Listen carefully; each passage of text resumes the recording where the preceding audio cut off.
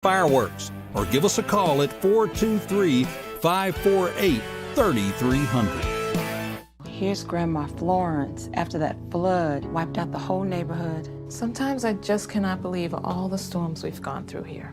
I can only hope that we'll be able to leave this house to you one day, baby. You're our legacy. Planning for these disasters will make sure we're safe, and is the best way to protect that legacy. Your family is your legacy. Planning for a natural disaster will make sure you're all safe. Visit ready.gov/plan for the tools and tips you need to start your emergency preparedness plan today. My character, Shazam, knows all about growing up in a family full of teenage superheroes. They're bold. Where's everyone going? To fight crime? Okay. Adventurous. Shazam! There's never a dull moment. And no matter what happens, they'll always have your back. All they need is a place to grow and be themselves. And the best part is, you don't have to be a superhero to adopt a teen. Learn more about adopting a teen from foster care. Visit adoptuskids.org. You can't imagine the reward.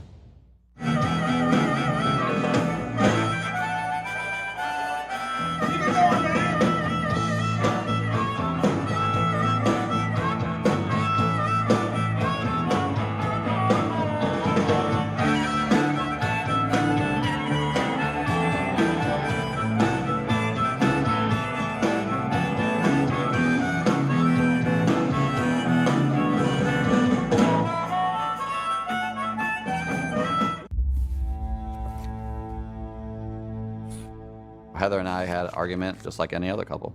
I was lost and lonely. I had snapped, I had a gun, and I was going to take my own life. Heather helped me realize that there was still life to live. For the better of myself, my family, my weapon is now safely put away.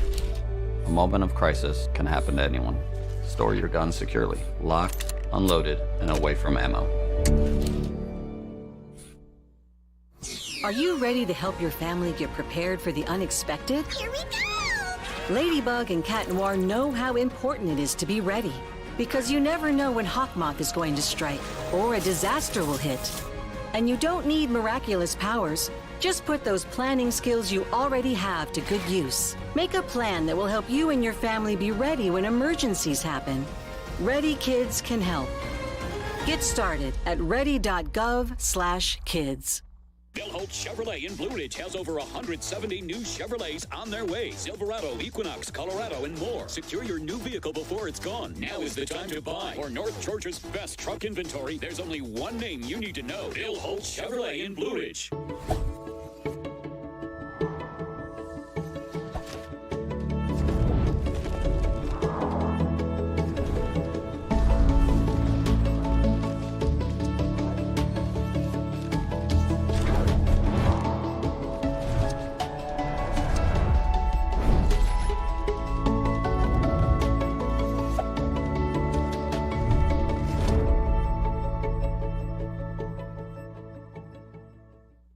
Welcome to El Rey Azteca Mexican Restaurant. We invite you to indulge your senses with our from-scratch authentic Mexican food. Whether you are hungry for fajitas or the El Rey Azteca burrito, we offer a wide variety of fine Mexican dishes, drinks, and desserts. Our inviting patio, indoor seating, and bar has a seat for everyone. So come to El Rey Azteca for delicious food, great drinks, good friends, and loads of fun in a casual and friendly atmosphere.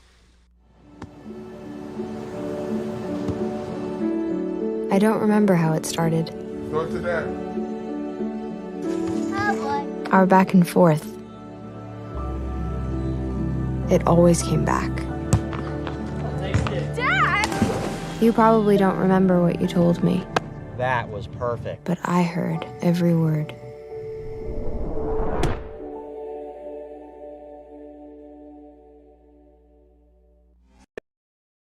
North Georgia has called on Appalachian Propane for all its propane needs. Why propane? It's extremely affordable, efficient, and most of all, clean burning. Go green and think clean with propane. Our exceptional customer service and affordable rate has made us the best choice for residential, business, and farms throughout North Georgia. So the next time you think propane, think Appalachian Propane, a division of the Thomas Oil Company since 1960. Remember, go green and think clean with Appalachian Propane.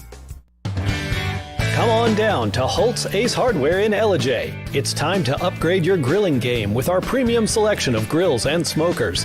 Stay fashionable while enjoying the great outdoors with our trendy and functional clothing for men and women. Need furniture?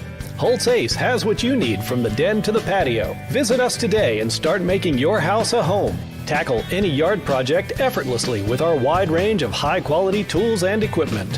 Holt's Ace Hardware in Ellijay. Hi, I'm Ryan Blaney, a third-generation race car driver, and we dedicate a lot of our time to going as fast as possible. But when my grandpa was diagnosed with Alzheimer's, it was a very unexpected bump in the road for us. It's important to notice if older family members are acting differently, experiencing problems with their memory, or having trouble with routine tasks. Early detection of Alzheimer's can give your family time to explore support services, make a plan for the future, and access available treatments. If you or your family are noticing changes, it could be Alzheimer's. Talk about seeing a doctor together.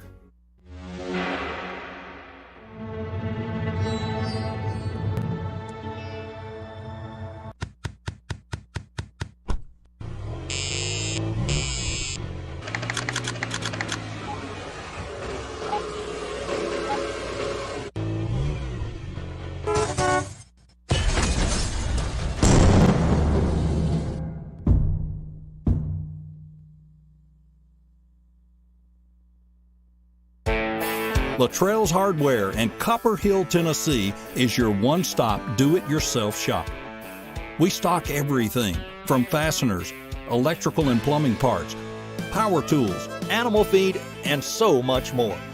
Save yourself a trip or two into town and come see us at Luttrell's Hardware on Highway 68 in Copper Hill, next to Runway Fireworks, or give us a call at 423-548-3300. Here's Grandma Florence after that flood wiped out the whole neighborhood. Sometimes I just cannot believe all the storms we've gone through here.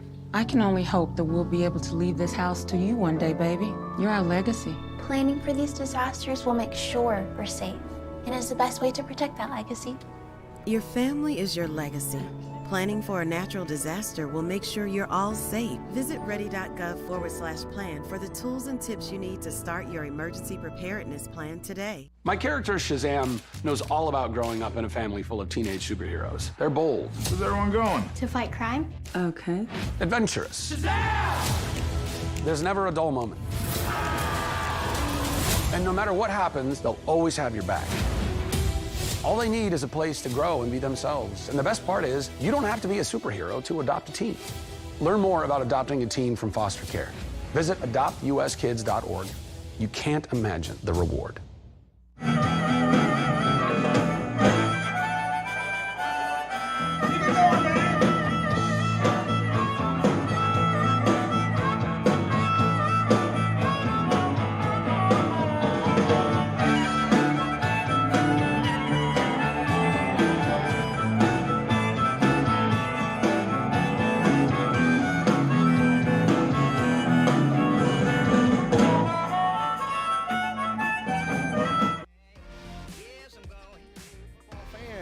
ETC3. It is our Holt's Ace Hardware Game of the Week. Jeremy Green alongside Tim Tao. Donna Enos is down on the field. We'll hear from her in just a minute. And Tim, you are the voice of the Fannin Rebels. You guys had an off week, so we appreciate you being with us. Thank you for the invite. Looking forward to being here in Gilmer County. Should be a good football game tonight, Jeremy. Yeah, so a big one. It is Gilmer against Ringgold. 2 years ago, we were here, Coach Standard's first year. Tough game in the first half. Ringgold sort of went away in the second half and was dominant.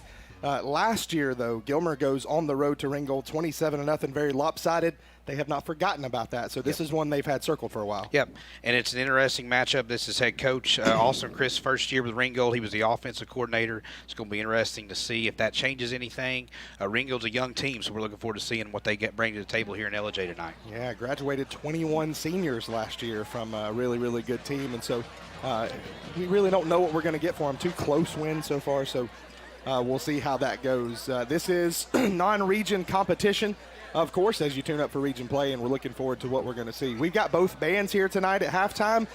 We've got a student section that's on fire. We've got a great atmosphere here in Gilmer County. We'll step aside. When we come back, we'll continue with our countdown to kickoff and get you ready for live football on ETC.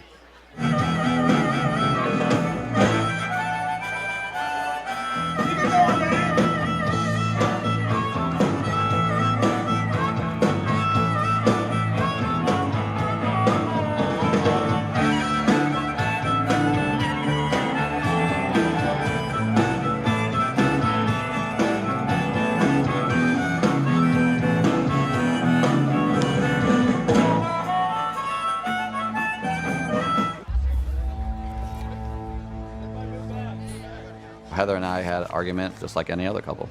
I was lost and lonely. I had snapped. I had a gun and I was going to take my own life. Heather helped me realize that there was still life to live. For the better of myself, my family, my weapon is now safely put away. A moment of crisis can happen to anyone. Store your gun securely, locked, unloaded, and away from ammo. Are you ready to help your family get prepared for the unexpected? Ladybug and Cat Noir know how important it is to be ready, because you never know when Hawkmoth is going to strike or a disaster will hit. And you don't need miraculous powers. Just put those planning skills you already have to good use. Make a plan that will help you and your family be ready when emergencies happen. Ready Kids can help. Get started at ready.gov/kids. Welcome back to our Holtz Ace Hardware Game of the Week. Jeremy Green with Tim Tao and the third member of our crew down on the field, Coach Donna Enos. And Coach, we were talking before the game, really a perfect night for football, and the atmosphere is pretty wild so far. Good down here on the field. I'm down here with all the future Bobcats and cheerleaders on rec night here. I'm looking forward to being here tonight. When we talk about what's happened previously, I mean, Gilmer has put up some points, 2 out of 3 games, 42 and 35, and so hopefully we're going to see a lot of scores tonight. And, this is the last game before region starts. Yeah, absolutely. So you mentioned Park and Rec Night, lots of stuff going on here, but what's going to happen in a few minutes is what we're worried about. So let's talk about it, Coach. Ringgold has been the team that's been a bugaboo for Gilmer over the last couple of years, and this is one that they would really, really like to win and like to have before they go into region play. And I think that from the environment, and we've talked to some of the coaches, it's really palpable that they are circling this one and they have it marked as a must-win game. Well, I think so, because, I mean, you're going into – you've got a week off, but then you start your region play. And I just feel like if you can get this one tonight, you're going to have a lot of momentum going into that. And I'm sure that Coach Standard and the coaches would love to get a W tonight. Yeah. Yes, ma'am. So, Coach, we hope that you will stay cool down there, stay hydrated. It is a fall night almost, and we'll be coming to you throughout the night. So, Tim, we were there a couple of weeks ago. Gilmer falls a little short at Fannin, not really what they wanted. I think we've seen that Fannin team improve, and that was not an anomaly. They're going to be a good team. But so if you're Gilmer, you got back on track last week, but this is a game against a really, really good team, a team you may see in the playoffs as well. Absolutely. It's a good measuring stick for Gilmer to see where they're at, as Region 6 and Region 7 are matched together in the playoffs this season. So I'm looking forward to Gilmer to come out really strong right now. They've got to establish some momentum early. Obviously, Ringgold has been in the previous years, but Gilmer County can play with this football team. No doubt in my mind. Got to limit turnovers and penalties tonight. Last week against Murray County, even though it was a convincing win for Gilmer, there was some penalty issues, so they've got to cut down on the penalties. But I'm looking forward to seeing what Gilmer can do tonight. Yeah, so you talked about last week's 65 penalty yards. I had a chance to talk to Coach Standard and this Bobcat team earlier today, and I asked him how many times he said the word penalty in practice this week. He said a lot. So, but on the other hand, you look at the offense and the defense. Gilmer over 300 yards. They limit Murray County to 75 yards of total offense. So you have to be happy with that. Yeah, absolutely. And I believe most of those yardage came late in the fourth quarter against the Bobcat JV defense. I know Coach Standard said he's giving it a shutout to his team because of how well they played, and that touchdown late in the game was on his secondary defense. So the Bobcat defense is they got to play well today. Ringgold, we're going to see a few players.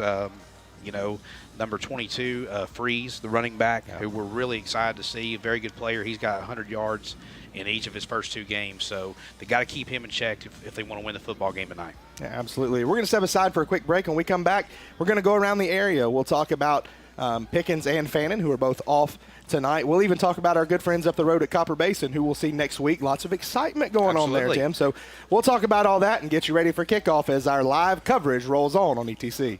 Bill Holt Chevrolet in Blue Ridge has over 170 new Chevrolets on their way. Silverado, Equinox, Colorado, and more. Secure your new vehicle before it's gone. Now is the time to buy. For North Georgia's best truck inventory, there's only one name you need to know. Bill Holt Chevrolet in Blue Ridge.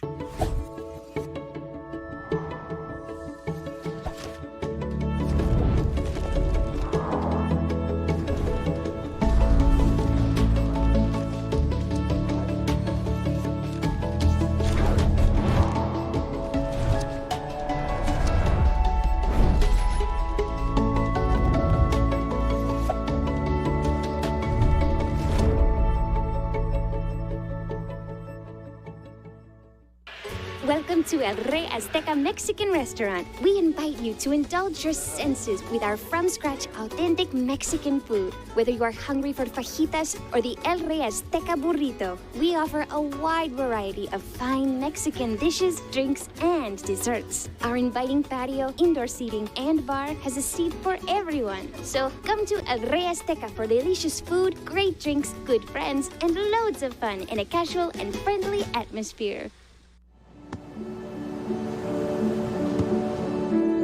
I don't remember how it started. Go to that. Oh boy. Our back and forth. It always came back. Dad! You probably don't remember what you told me, That was perfect. but I heard every word.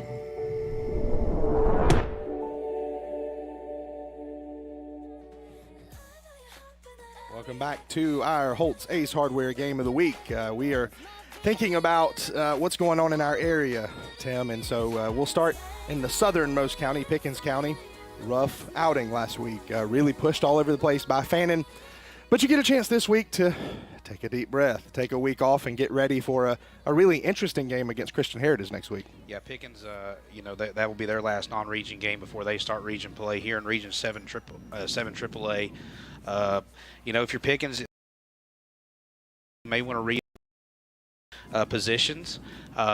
Pickens is a very young team. They have a loaded sophomore class. Yeah. Jones, McCoy.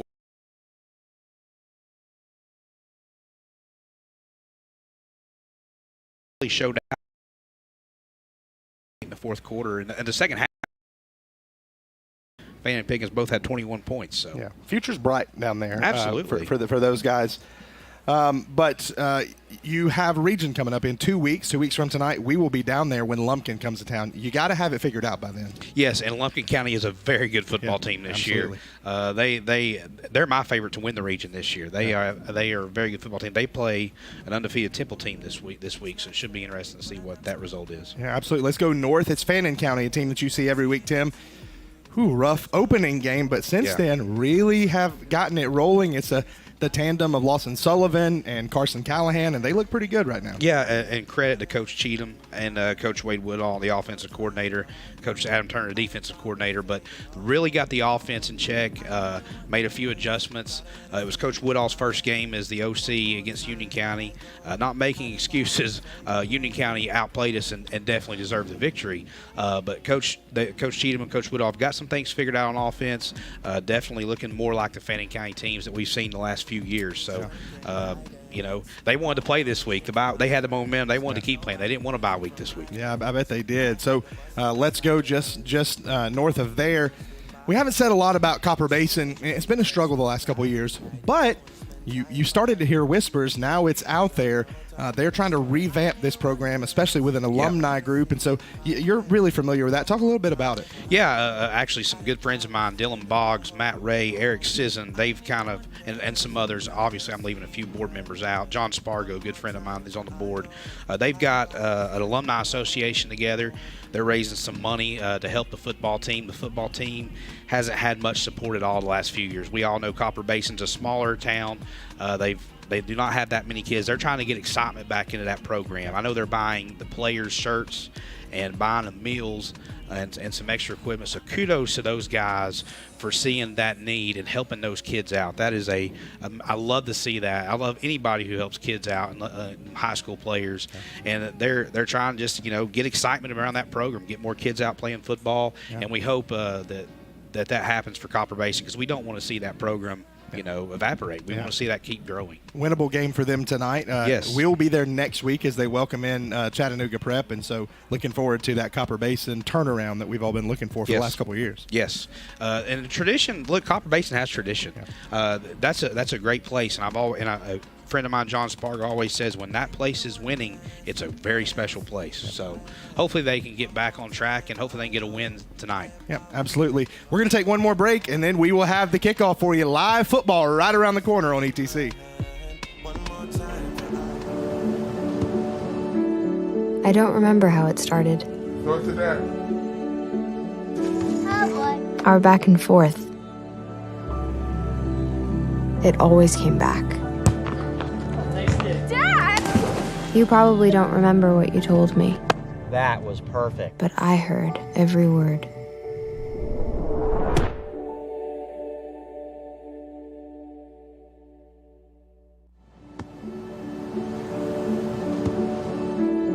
I don't remember how it started. Go to that. Our back and forth. It always came back. You probably don't remember what you told me, That was perfect. but I heard every word.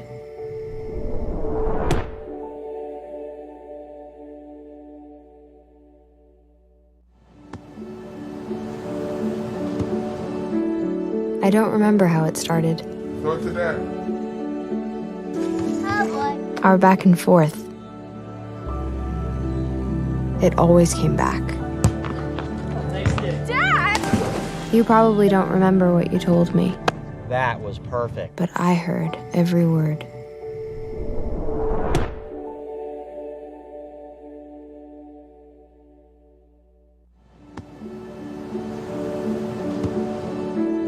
I don't remember how it started.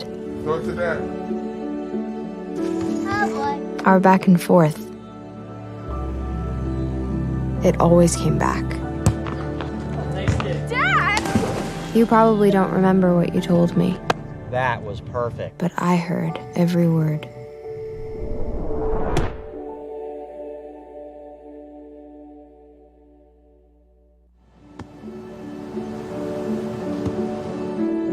I don't remember how it started. Go to that. Our back and forth. It always came back. You probably don't remember what you told me, That was perfect. but I heard every word.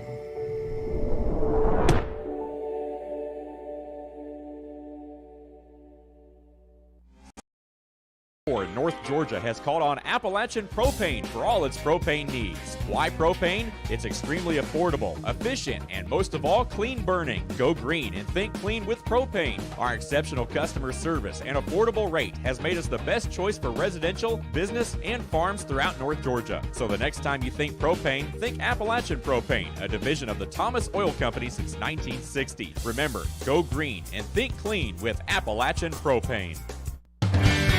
Come on down to Holt's Ace Hardware in Ellijay. It's time to upgrade your grilling game with our premium selection of grills and smokers. Stay fashionable while enjoying the great outdoors with our trendy and functional clothing for men and women. Need furniture? Holt's Ace has what you need from the den to the patio. Visit us today and start making your house a home. Tackle any yard project effortlessly with our wide range of high-quality tools and equipment. Holt's Ace Hardware in Ellijay. Hi, I'm Ryan Blaney, a third-generation race car driver, and we dedicate a lot of our time to going as fast as possible. But when my grandpa was diagnosed with Alzheimer's, it was a very unexpected bump in the road for us. It's important to notice if older family members are acting differently, experiencing problems with their memory, or having trouble with routine tasks. Early detection of Alzheimer's can give your family time to explore support services, make a plan for the future, and access available treatments. If you or your family are noticing changes, it could be Alzheimer's. Talk about seeing a doctor together. Welcome back to Huff Mosley Memorial Stadium. Jeremy Green with Tim Tao and Donna Enos. It is almost time for the kick. Our captains for the home Bobcats. There you see number 5, Hunter Britton, number 12, Hayden Morrison, number 30, the kicker, Noah Turner, and number 35, big fullback, Wyatt Stokes. On the other side for Ringgold, number 11, Braxton Holtkamp, number 53, Brentley Raby, number 67, Travis Talley, and number 72, big Nolan Birchfield. And tell you what, Tim, Ringgold has traveled well, full stands over there, marching band, they're ready to roll. Yeah, very impressed. Huge band, very big band when they rolled in here. Good atmosphere tonight. I mean, there's not many empty seats even on the home side too. Obviously, more room to sit on the home side. Very good crowd. This is what high school football is all about. The student section, love to see their energy. Obviously, that's neon night apparently. Look, most student sections now have student section themes. That's really took off. You see that all around. So you love to see the support from all these student sections. Yeah. Park and Rec Night, too, they're all lined up as well. Yeah, ready to roll. Holtz Ace Hardware probably busy this week with everybody buying neon work vests. So, yeah, the run-on's going to be really cool, as you mentioned. All the Park and Rec kids, the band out there, the cheerleaders. So an exciting night, and hopefully it'll be exciting on the field as well. We want to make sure we always shout out all the Gilmer legends, of course, Huff Mosley Memorial Stadium. And we also have, of course, the Gudger Sluter Field House, and had a chance to catch up with Coach Sluter last time that we were here. And, of course, Pettit Field, named for Mark and John Pettit. And so they're running out of stuff to name around here, but a lot of good history and a lot of good football memories here in LJ. Future very bright here in Gilmer County. I've been very impressed with their middle school football teams as well, Jeremy. Their 7th grade and 8th grade teams both, I believe, are undefeated and playing very well. Coach Dorado, I believe is his name. I apologize if I got the pronunciation wrong, but he is a very good guy and does a tremendous job with those football teams. So a lot to be excited here in Gilmer County. We're just a minute or so away from the kick. Donna Enos is down there on the field. Donna, you are surrounded. There's kids and adults and cheerleaders and band members everywhere. There are, and I mean, you know, you can feel the excitement, especially on Rec Night. I mean, I always love Rec Night. And I tell you what, they've done a super job. Looks real professional on that big screen up there, highlighting their seniors. And so great tribute to them. Speaking of that scoreboard over there, you'll be able to see some live pictures. We are working in association with the Gilmer AVT Club. So if you have friends that are out of the ETC viewing area, they can watch the game on YouTube. Just look up Gilmer AVT, the audio video group, and Trey Rickman and those guys do a great job. Tim, this is the most nerve-wracking part of a game and kind of the most exciting. You don't really know what to expect. There's a lot of anticipation, but in just a minute or so, they'll be teeing it up. Yeah, I'm excited here. Is a good shot there of us. You know, I love high school football, Jeremy. There's nothing like the build-up, the pregame jitters, the music. You know, it's a great environment here tonight, and I think we're in for a great game. And we see Ringgold there. Look, Ringgold has a lot of success, too. Robert Akins really took this team to the next level with some region championships. They went to the playoffs last year. And so this is a team that comes in, you know, with some pedigree as well. For Gilmer, really in the third year under Coach Standard, they're trying to make that next leap into where they want to go. Yep, as Ringgold enters the field here. Coach Standard, obviously his resume speaks for himself. You will not find a better coach football team than Gilmer.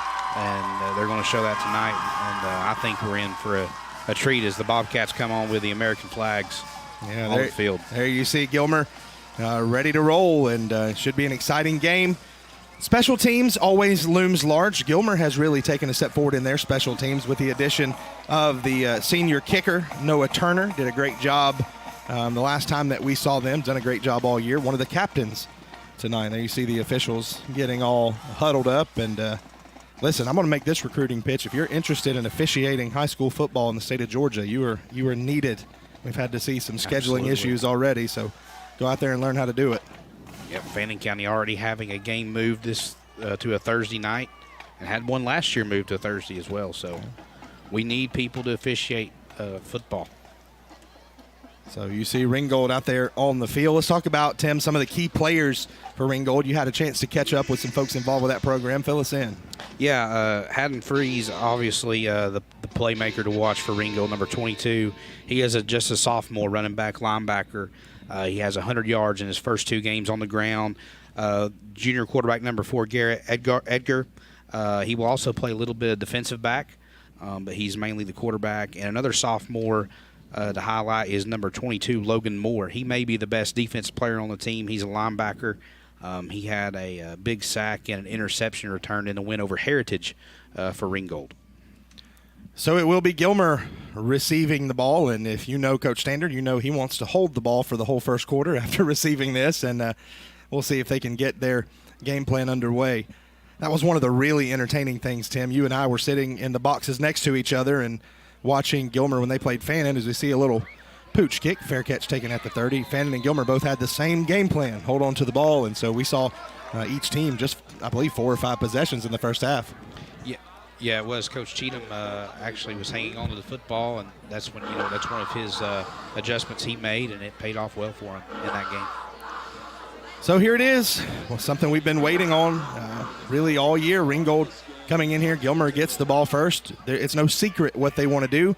They want to pound Big Wyatt Stokes, the fullback, find some space on the outside after they open that up, and then surprise you with Rellinger either with his arm or his legs.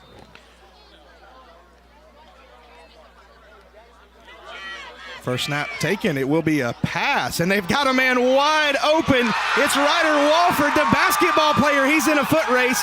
He makes it all the way down inside the 10-yard line. How about that for a first play, Tim Town? What a start. Isaac Rellinger with a dime. Man, I tell you what, you're kind of glad that Wofford's arms are that long. He just sort of landed in the basket there. So not what we expect. Coach Standard pulls a rabbit out of the hat on the first play, and Ryder Wofford there with, I'm not sure if that's his first catch. It may be first catch of the season, and it's at a perfect time. Coach Standard's offense usually runs the ball to set the waggle pass. First play, bam. You could not be more wide open than Wofford was. So now 1st and goal for the Bobcats. They will hand it off. It is Douglas Callahan all the way down near the 5-yard line. Just watching this game, if you're new, you've got to remember number 43, Douglas Callahan, and Peyton Chansey, 2 young freshmen. Peyton Chansey's number 33. That will be 2 impact players tonight and for the future for Gilmer County. 2 kids that are so much fun to watch. There you see that Ringgold defensive front anchored by big 75 Reed Shook. That's a pretty intimidating defensive lineman there. Yeah, number 75. Huge nose guard there. Wound up just shading over the center and the right guard. So it will be 2nd and goal. Going to hand it to Stokes, the fullback. Tim, I have to give full disclosure. So today I was asked to go and share a devotional thought with this Bobcat team, and Wyatt Stokes is the one that got picked on. We were talking about overcoming mistakes and how you do it, and I asked him, how many times he'd fumbled, and he said a bunch. And I did tell him, you better not fumble tonight. So hopefully the big fullback won't do that. And in this offense, you could argue, Tim, that the fullback is the most important piece of the offense. Without him being able to pound that middle, you don't really open up the outside at all. Yes, and I want to shout out as we have a timeout by Coach Standard and the Bobcats. Yeah, big 3rd and goal. Go ahead with your thought there, Tim. Yeah, I just want to. I made a note here. I forgot to mention 49 Bryce Hart for Ringgold. He made the tackle there on Stokes. He's another impact player for Ringgold, so another player to watch as the game goes forward. Yeah, so big 3rd down coming up. Don Enos is down there, Coach. You saw Ryder Wofford on that very first play. He was all by himself. Not what we expected, but certainly a good offensive start for the Cats. I'm going to tell you what, that was exciting to see them open up with a pass. We talked about it when they played Fannin. They're working on the passing game, and it was a perfect call. And I'll tell you something else. I really like Coach Standard making this timeout call. He's really good to call timeout early in the game because, most of the time people hold them. But, when he sees something, he takes that timeout and uses it as a teachable moment. And so, this is a big 3rd down as far as I'm concerned because you really need to put it in the end zone right here against this Ringgold team. Yeah, I agree. And so, Tim, we saw the pass play work, but these first 2 running plays have been sort of shut down. So now 3rd and goal from the 4. What do you expect? Let's see if they give it to Stokes. They may roll out, try to hit the out route here with number 45 right there on the end. Tyler Wright looks like the tight end there. So here we go, 3rd and goal.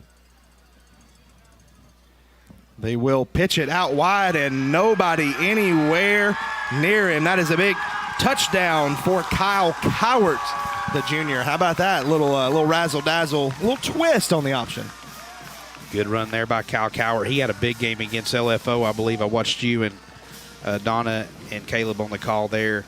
Playmaker for the Bobcats. So certainly a great call there out of the timeout. Almost like Coach Standard's been doing this for a while, Tim. He has. One of the best in this whole state of Georgia, Jeremy. Not this area, but the whole state. We were talking today, of course, he went to school at St. Pius. George Maloof was his coach. As we see this extra point, it is up and it is good. 4 of his, he and 3 classmates, as we see the replay here. And so they fake it, then pitch it out, and everybody goes with the fullback, Kyle Coward, all the way over there by himself. But to finish that thought, 3 of his classmates have gone on to be long-time head coaches in the state of Georgia. So that coaching tree, even from high school players there for Coach Maloof. And we are certainly lucky to have Coach Standard here in our area. A lot of great coaches that have now sort of put their imprint on North Georgia football. But look, Tim, if you're Gilmer, you can't ask for anything else. You get the ball first, you surprise them, you punch it in, you're up 7-0. Yep, definitely got the momentum here, and that's something we talked about. You know, got to score first, get the momentum. And, you know, it's early here. You've seen the Fannin County Rebels go surprise onside kick here with the momentum. I don't know if Coach Stanner would have that up his sleeve, but that would really swing the momentum even more in the Bobcat favor here. Yeah, that was a big moment in the game last week. Matthew Ponton does a great job on that onside kick. There is a big hole in the middle there, Jeremy. That's right. So we'll see. And a lot of times these special teams plays, and Coach Marietta is a great special teams coach. Our read plays, see what they're giving you. This time it'll just be a little short kick over at the 20-yard line, and somebody's got to pick it up. And a good job by Gilmer special teams covering it, and it looks like Ringgold will take over right at the 21-yard line. Great job there by the Bobcats, swarming to the football. They led their number 10, Grant Ballou, was first on the scene. You hear that Bobcat roar. Now Ringgold, though, the Tigers trying to answer, and it'll be, as you mentioned, the combination of Garrett Edgar, the junior quarterback, and Haddon Freeze, the sophomore tailback. Yeah, looking forward to seeing Freeze, a young sophomore, has 100 yards in his first 2 games against Heritage and Northwest Whitfield. A good Gilmer Bobcat defense. Let's see how he does tonight. Number 4, Garrett Edgar, the quarterback, in the gun.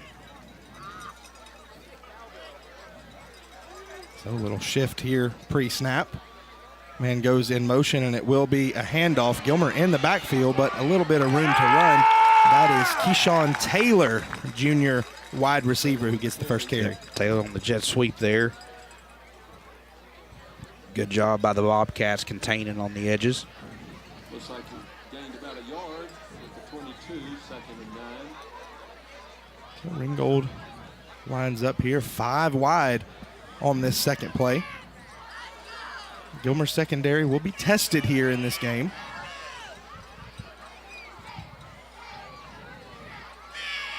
It'll be a little short pass and some miscommunication over there between quarterback and receiver. He was running down the field, and it was supposed to be some kind of little comeback route. Yeah, that was intended for Falcon Dotson. Big third down here for Gilmer. I know it's early, but this Ringgold team, we know can put up points. You get a stop here and punch it in right here. It'd be huge for the Bobcats. You know, that route, so you look and you go, man, what are they doing? Everything in football now, Tim, is a read. And so you're reading that defensive back if you're the receiver as well. This time they run a little short play, and wow, what a big tackle out there in open space for the Bobcats. It's Hayden Morrison bringing down the big tight end, number 88, Taylor Pierce, and it'll be 3 and out. Yeah, they roll Garrett Edgar to his left.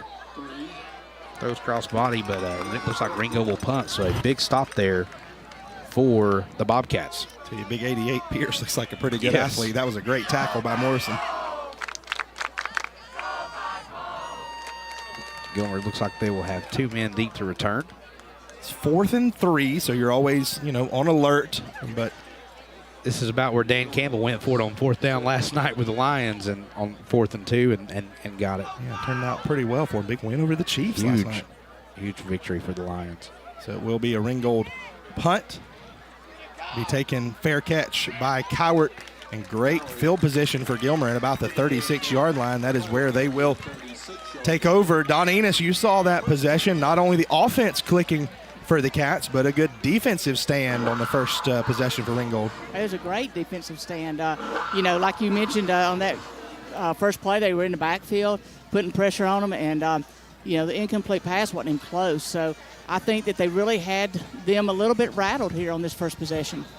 So Gilmer will try to grind it out here. 8:24 left in the El Rey Azteca first quarter. As always, go see our good friends at El Rey. 3 backs spread out there behind Rellinger, the quarterback. And goes in motion, and it will be Stokes. He had about 3 yards, then gets pushed back. Forward progress will put him at about the 39. Aggressive tackle there by Zach Strawbridge. I know he needs to be careful. I know officials are really cutting down on taunting. I'm not saying the kid was taunting, but I've seen a lot this year. The officials are not putting up with any gestures or any post-play chatter. And I see the umpire right there talking to him right now. So something to watch as the game goes on. Going to be second down and about 7 for Gilmer. More back to the traditional look. A lot of time here being taken. 12 seconds left on the play clock. And they will pitch it this time. It's Callahan with some running room, and he is out past the first down marker, but we do have a flag down in the area of holding. Good vision and acceleration there by Callahan. See if we can identify the hold over there. Yeah, looks like maybe they're going to get Cowart, over there. Late flag coming in, but also could have been on John Jacob Ponders.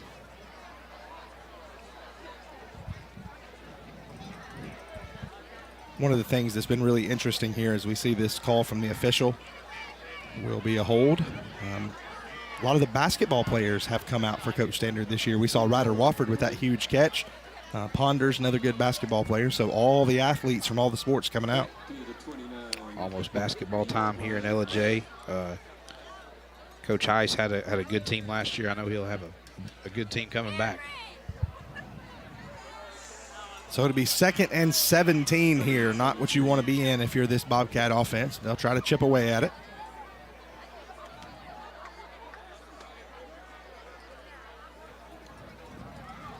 Handoff this time to Hunter Britton. He's going to get a lot of that yardage back, and he's going to put him in a 3rd and short. So big time run there from Hunter Britton. Hunter Britton, another guy who's seen a lot of touches over the past few weeks. Good player, good vision, hard-nosed runner.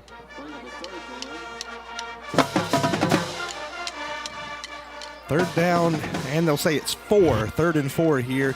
So the playbook's really wide open for the catcher in 4-down territory. You can try your luck with Stokes up the middle. We have not seen Rellinger keep it yet, so it'll really be whatever the Ringgold defense gives them, but we'll see what's been drawn up here. I don't think you put it in the air, but, they don't pay me to coach, Tim.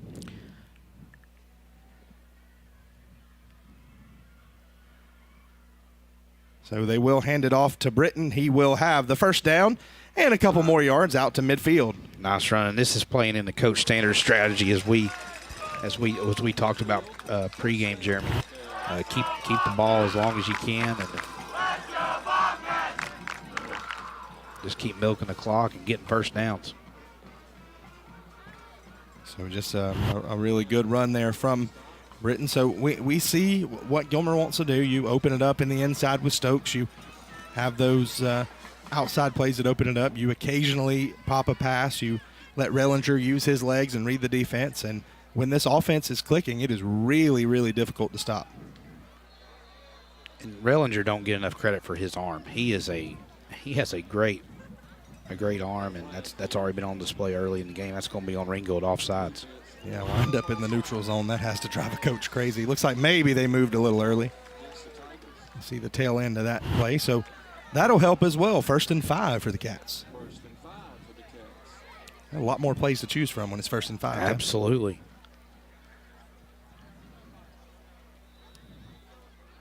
Absolutely beautiful night here for football here at Pettit Field.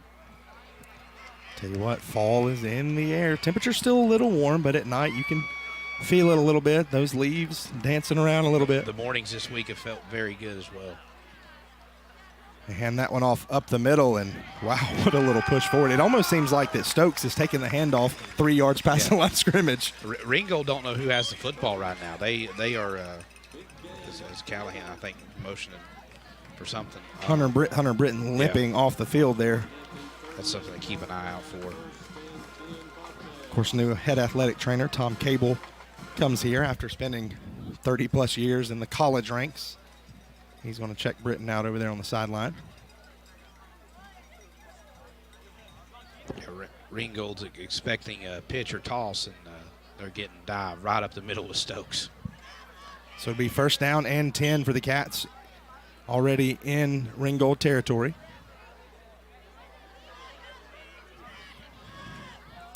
Oh, confusion there at the mesh point. It looked like there was some penetration from Ringgold, and they had a hold of Stokes before they gave him the ball. That one almost a mess. Yeah, it looks like Elijah Tipton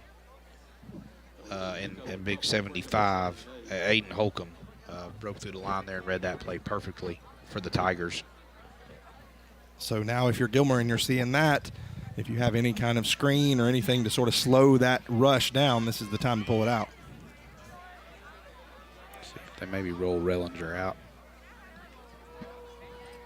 Rellinger can beat you with his arm and his legs. It'll be second down and 7 or 8. He will throw it, and he is nailed from the blind side. It'll be a sack. So Ringgold really, really getting some big penetration in the backfield. Yeah, Logan Roberts just comes off the edge there. Good job of Rellinger there by holding on to the football. Just a corner blitz. That's the previous play. But on that play right there that just happened, he's nailed from behind. And as you mentioned, great job of holding on to it. 3rd and 12 now. 3rd and 12 now. I believe we may see Rellinger air it out.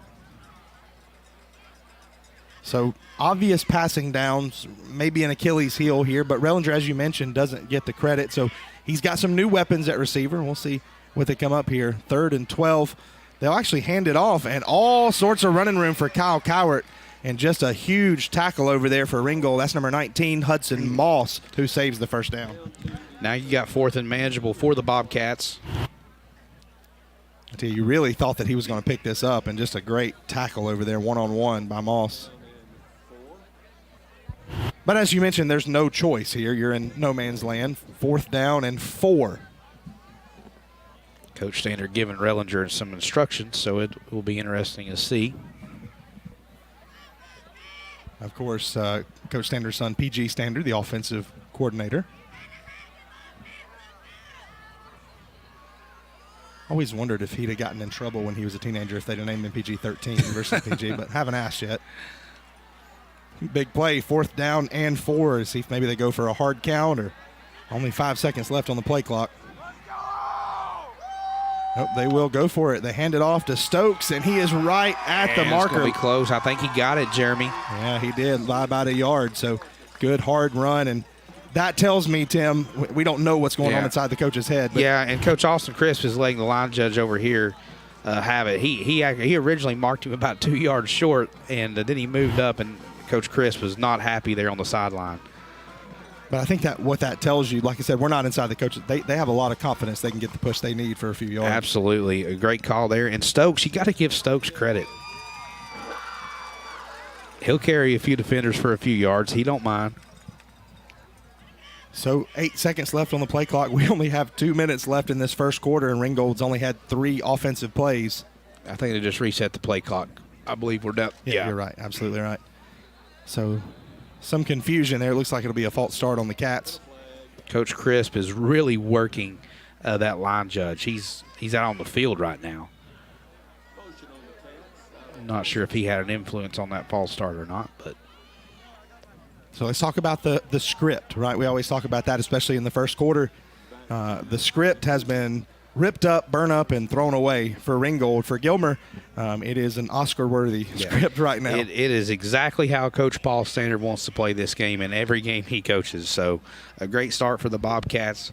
1:55 remaining here in the first quarter. Coach Standard wouldn't mind if he took it to the second quarter. Absolutely, and should be able to. 1st and 15 here after the Bobcat penalty. It'll be another run for Stokes, and he's out, gets the penalty yardage.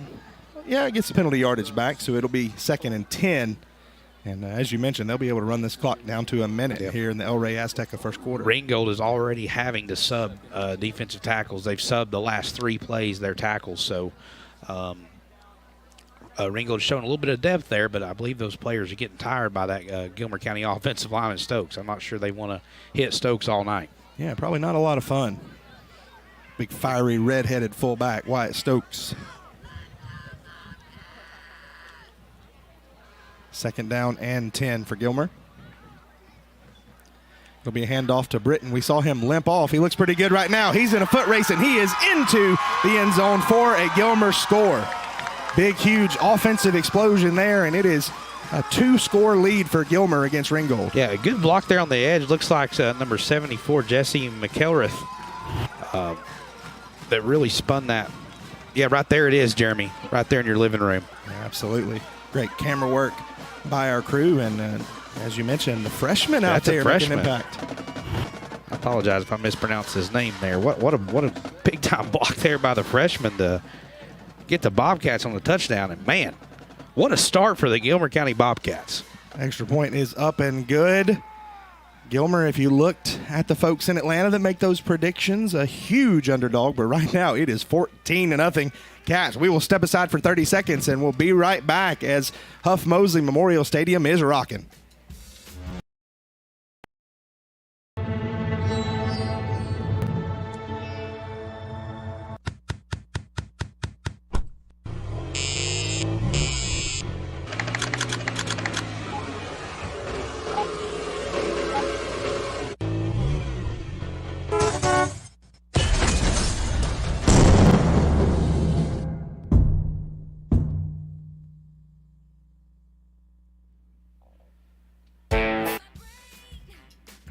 Welcome back to Ellijay, Georgia, where it is a great night to be a Bobcat so far. 14-0 Gilmer.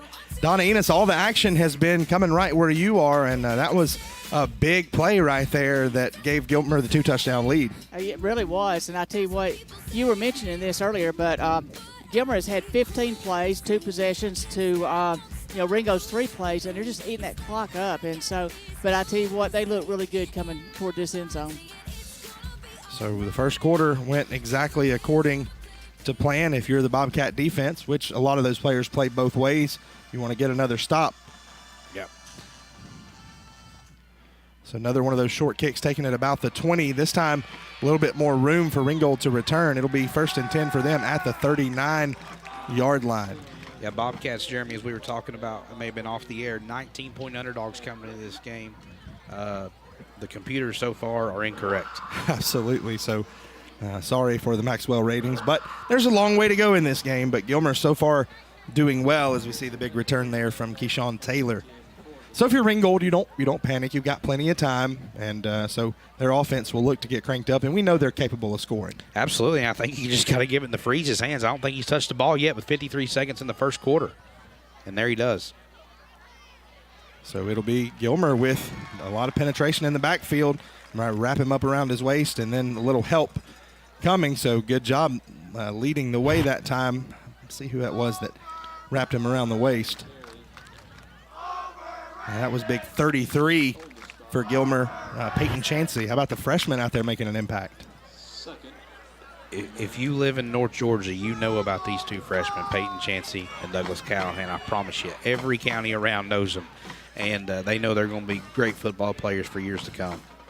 So it'll be a pass out wide, and Gilmer does a great job chasing it down.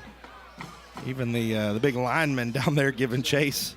A little belly flop from Gavin Daly, the junior, to wrap it up. I'll tell you what, Ringgold's got some big kids at receiver.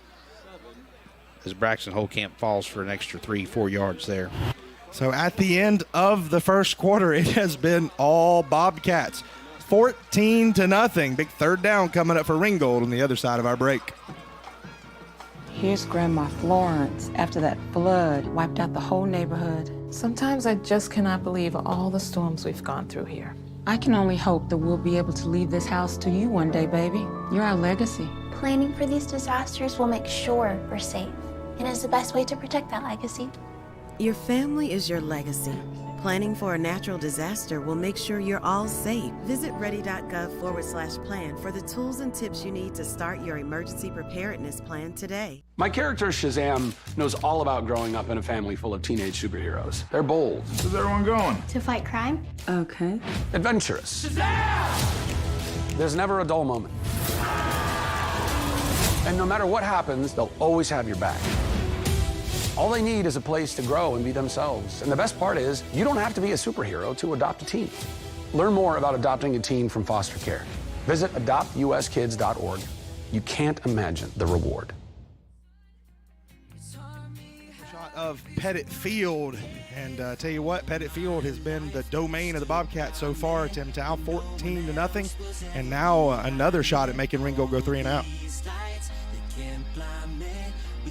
Quarterback run, and it's going to be close. I don't think he got it, Jeremy. So defensive stand by the Cats. I think if you're Ringgold, though, at this point, you've got to go for it, 4th and less than a yard. How about Peyton Chancey, the freshman, again on the tackle there, helping. Yeah. Wow. 60, go ahead. 63 there. Bryson with a great play. Came off his block and made the tackle, 4th and less than a yard. Ringgold's going quick. If you're Gilmer here, turn your ears off. Don't jump off sides. So it'll be a handoff to Freeze, and the tailback gets the first down. That's a big momentum play if you're Ringgold. Yep. Ringgold finally gets to move the chains. How about that first down of the game in the second quarter? Donna Enos, if you were looking at all the different bets online, that would have been one that we probably wouldn't have taken. No first downs in the first quarter for Ringgold. Exactly. I mean, they're very athletic, and but I'm telling you, the Gilmer is so hard to prepare for, and you really have to be on your toes and know your assignments, and it's just a tough job to come play these Bobcats. So we see a completion there, and that Ringgold offense starting to open up just a little bit in this second quarter. Very early here in the second quarter on the Holtz Ace Hardware Game of the Week. Second down, it'll be about 6. Second down and 6 here. They're looking to throw the ball. Pump fake. Tried to do a double move there, and good job sticking with it from Hunter Britton over there. Yeah, tried to go to the back shoulder throw there. Great job by Britton to push him as close to the out of bounds as he could. Using that boundary as a defender, as you hear people talk about. So here we are again, 3rd down and 6 for Ringgold.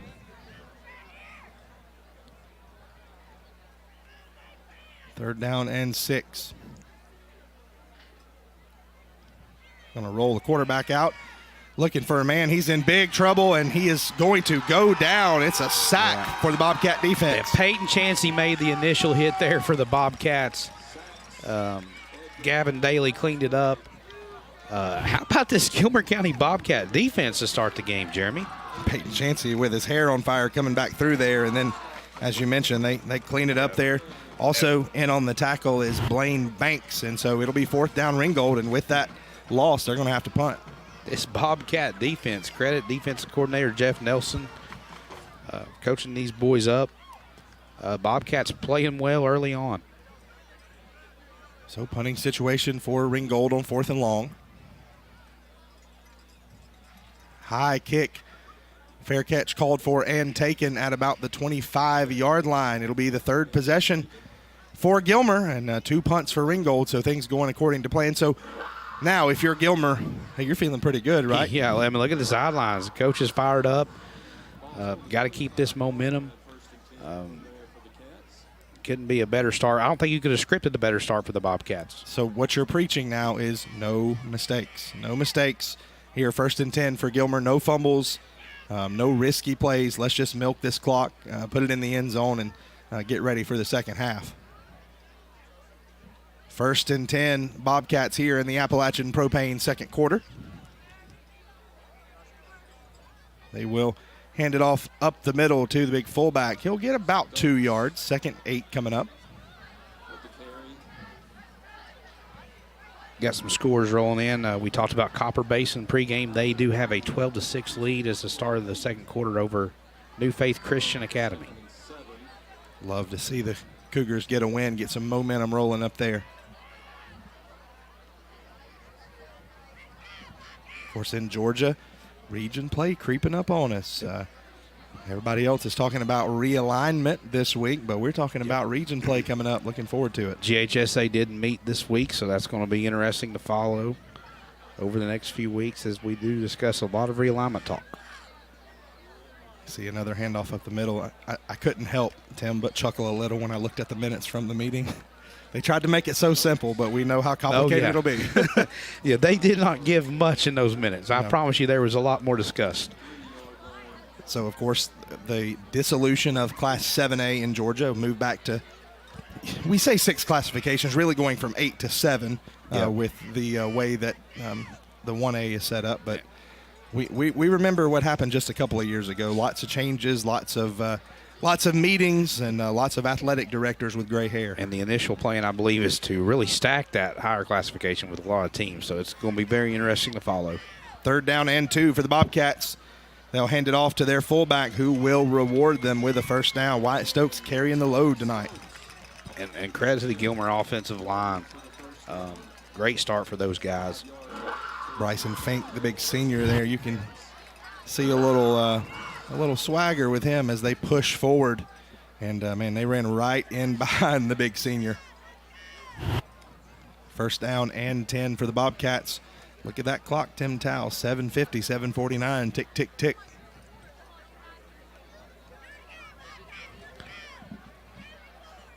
Wellinger looking over to the sidelines. That clock ticks down to 5, 4. They will hand it off on the outside this time. A lot of running room. Britton cuts it back. He is out across midfield. I'm sorry, Kyle Cowart with the carry across midfield. Very easily mistake Cowart and Britton. They both run hard. I'll tell you, you just watch this, and that's that pounding the middle, setting up the outside, and a great cutback from Cowart there. Yeah, Austin Green, let's credit him with a big block too. The Gilmer County offensive line just wants it more right now. Ringgold has had the sub several times already on that defensive front. So first down and 10 now in Tiger territory is Gilmer. Bellinger will look over to the sideline. They'll milk that clock. It has to be such a helpless feeling on the opposing sideline. Very frustrating. And you know Ringgold right now getting punched in the mouth down 14-0. They don't like it one bit. Wyatt Stokes, I mean, he's picking up 5 yards every time he touches the ball. That's all Coach Standard wants him to do.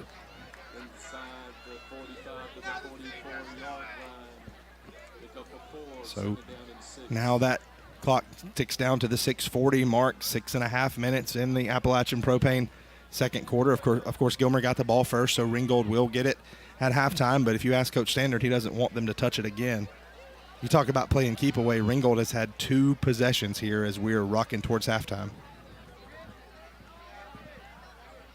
Rillinger getting the instructions from Standard. He shakes his head, and that's when Rillinger will go down.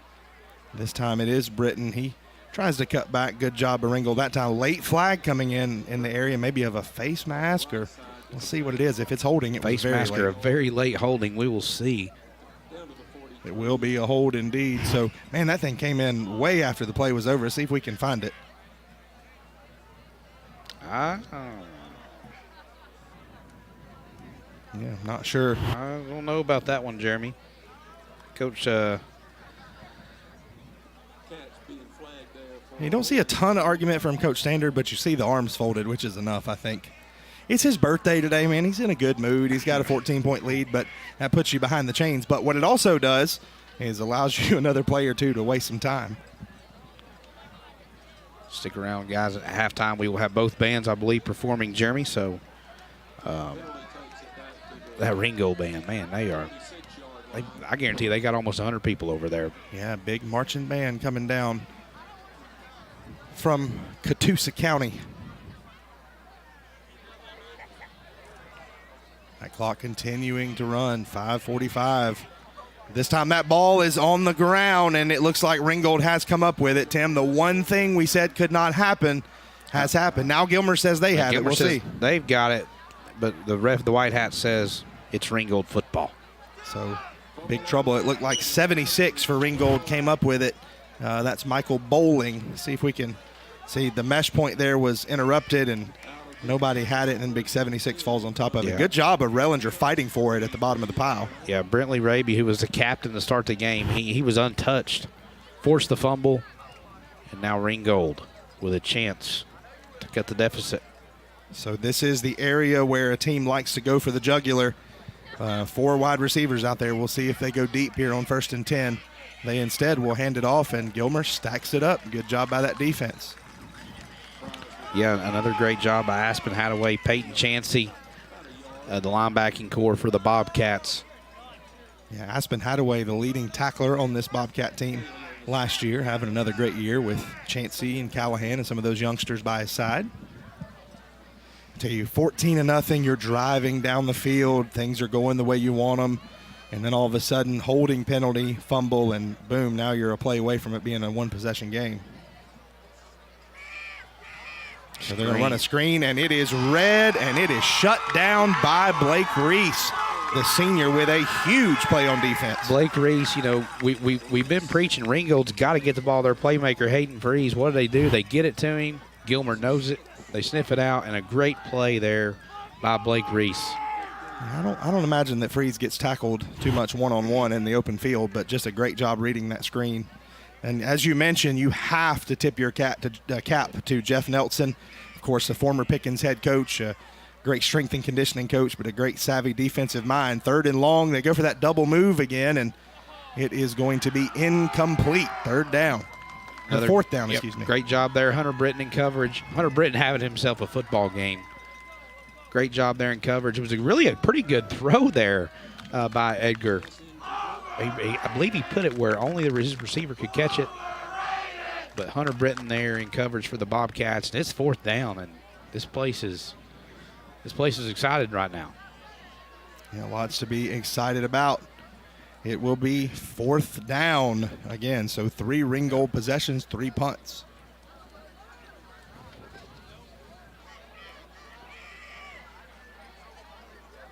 Ringgold is going to do a good job of flipping the field. Gilmer lets that one bounce, and it will go into the end zone for a touchback, so good decision there on special teams.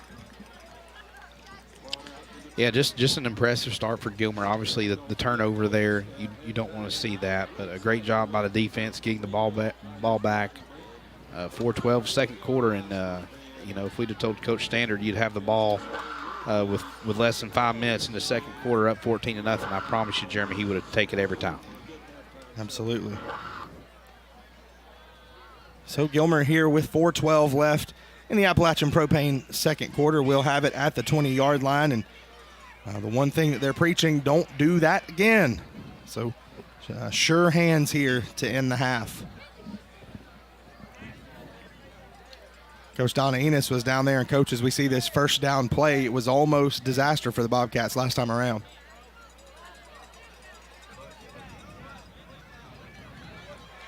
Kids have responded. The defense just looks awesome. Of course, the offense always does. So, you know, kudos to the whole staff and kids at Gilmer. Last time Wyatt Stokes wasn't able to get it. This time he gets it and runs about 12 yards. How about a little cut back there from the fullback? A little something. Love to see it. Almost an extracurricular activity there by Ringgold. No flag on the play. So 1st down and 10 for Gilmer. 3:52 left here. As Tim Tao mentioned, the Luttrell's Hardware halftime show will feature 2 really good marching bands, the Ringgold Tiger Band and the Gilmer County High School Band. This time, Rellinger keeps it. It's the first time we've seen that. He'll get a nice little gain, about 3 or 4 yards. Clock ticking here, 3:30 left in the first half. Not a lot of action in the North Georgia Mountains. Fan and Pickens on a bye week this week. Gilmer County and Copper Basin, the lone teams in the area playing tonight. We will try to get you some scores from other places, things that affect the regions here at halftime. Gilmer packed in tight. 2nd down and 6. Hunter Britton gets the ball, and he's going to get another couple yards. So 3rd and about 3 or 4 coming up for the Bobcats. Moving at a snail's pace, and they love it. Don't know if Gilmer takes a shot here, Jeremy, but they may if they convert here, take a shot on first down. Yeah, you got to speed up a little if you want to get to that end zone. Right now they're just concerned with making sure Ringgold doesn't get it, but if you're going to try to punch it in one more time, you have to have a little bit of a sense of urgency. Still with 2 timeouts left.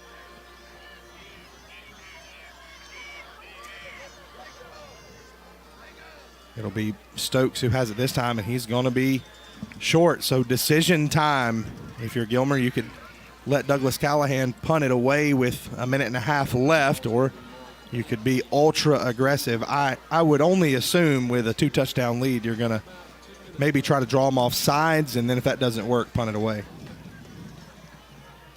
Yeah, definitely on your side of the 50. I would imagine Coach Standard will probably run the clock out here. Yeah, maybe take a timeout and then punt. So 10 seconds left, and they're still in the huddle, so I think you've called it right, Tim. And indeed, there is a timeout taken. Are you surprised that Ringgold didn't take a timeout there to try to save some of that time? Yeah, you would, but honestly, if you're Ringgold right now, you may just be thinking about getting to the locker room and just regrouping. They've been punched in the mouth, and they did not expect this to happen. I think they've really just got to regroup. They've had no offense, Jeremy, at all. Coach Enos, you're being mobbed down there in that end zone. There's marching bands everywhere, and people in blue and purple. But I tell you what, this first half, all Gilmer County. It really is. And I'm going to tell you what, they've overcome a couple of penalties. They've overcome the fumble. And, they really look good tonight on both sides of the ball. Coach, I can't help but notice, is that Elvis and Dolly Parton behind you? It sure is. You want an autograph? I'm curious to see what's going on here at halftime. Elvis is in the building at Huff Mosley Memorial Stadium. So, Coach, just keep yourself safe down there. There's a lot of bodies, a lot of people, and we'll hear from you at halftime. All right. Just a super crowd here tonight. Ringgold brought a big crowd. It's Park and Rec night here in LJ. Student section just full. A lot of support here in Gilmer County, and you love to see it. Listen, you always see Elvis, but I was not ready for Dolly. So the Gilmer offense is out there. Callahan is on the field. Rellinger's on the field. We'll see what they do. If maybe they try to draw him and then take that final timeout, it looks like that might be what happens. Or either Coach Standard is going to say, let's go for it. And they will go for it. 4th down, and they pick up a huge first down. How about the guts from the Bobcat head coach? And what a call there by Coach Standard. Yeah, 4th down and 2. You typically see Coach Standard as a pretty conservative guy. He says, not today. Hunter Britton gets the first down yardage, and you can see the excitement from Gilmer. Now, though, you have 1.5 minutes, 1 timeout. You got to get moving a little bit. Yep, now do we see him take a shot here on first down. We saw the very first play from scrimmage. Ryder Wofford open up across the middle of the field. We'll see what they do here. 1st and 10, only about 1 minute left. Or they may just be thinking, let's hold on to it and go to the locker room with a 2-score lead. Short gain there on first down, about 1 yard.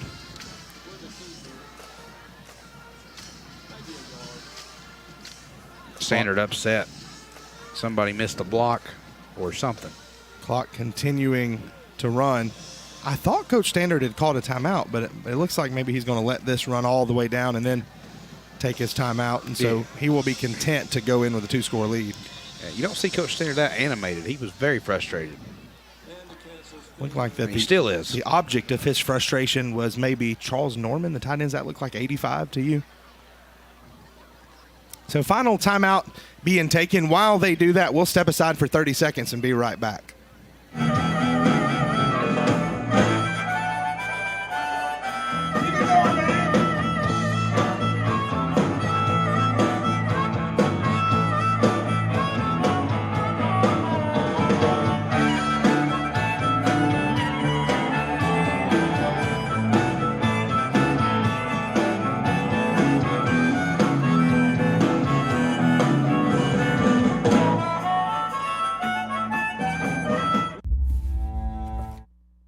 Weekend in Blue Ridge, Blues and Barbecue on ETC3 and Channel 403 in high definition. And so looking forward to that. Of course, next Friday night we'll be in Copper Basin. So Lots of coverage coming your way next weekend. 34 seconds left on the clock here. 2nd down and 9. Gilmer will run another play, and they will head to the locker room. And 14-0, you are very happy with that. Absolutely.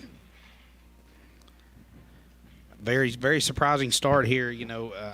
I had no doubt in my mind Gilmer County could compete with Ringgold, but I am surprised at the 14-0 lead. So we expect this to be the final play unless Ringgold calls their timeouts. It'll be a handoff, and look at this. Big Wyatt Stokes is rumbling. He's all the way down to the 30-yard line. Gilmer with no timeouts left. The clock will stop with the first down. 27 seconds left, and they were just going to run it up the middle, and Wyatt Stokes, nobody tried to tackle him, Tim. Great run there. Now you got to spike it. He slowed down and sort of held on to it and realized nobody was near him, and so now Gilmer going to have a shot. 20-plus seconds left. Coach Standard out there on the field having a discussion with his team. And so it looks like they'll have a shot to maybe get a passing play and a field goal attempt at least here. Just an unbelievable first half for the Bobcats. Yeah, they really were just content to go into the locker room, and Wyatt Stokes just ripped off a huge run. Let's see if you take a shot here. So 2nd down and 10. They're going to hand it off up the middle again, and they've got to get moving here with the clock running, so they'll have to clock it one more time and then get a field goal attempt. 12 seconds, 11 seconds, 10. So you'll wait till about 4 seconds. The official moving them. They got to get moving here. 5 seconds, 4, and they clock it with 3 seconds left on the clock. That's going to give the big kicker there, number 30, Noah Turner, a shot to make it 17-0. We assume Ringgold may try to ice the kicker here, but it's going to be a good chance for a field goal here, and this is something Gilmer has not had in the last few years. Looking at about a 38-yard field goal attempt. So we'll see if the Ringgold coaching staff wants to call timeout. Talking to the official, we'll see what they do. Offsides. Ringgold's offsides. So that one kicked into the face of number 10, Grant Ballou, but as you mentioned, offside, so Gilmer will now have a 33-yard attempt. Yeah, I believe the kicker there, Noah Turner, stopped his motion once he heard the whistles. So that's a big difference in a kick, 38 and 33, and things going well for the Cats here.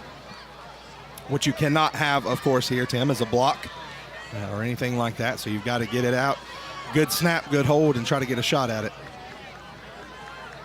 High snap, kick is up, and the kick is true. How about that? So at halftime, it is Gilmer 17, Ringgold 0. All Cats here in the first half. We will step aside, and when we come back, it'll be the battle of the bands here. 17-0, Gilmer in control at the half.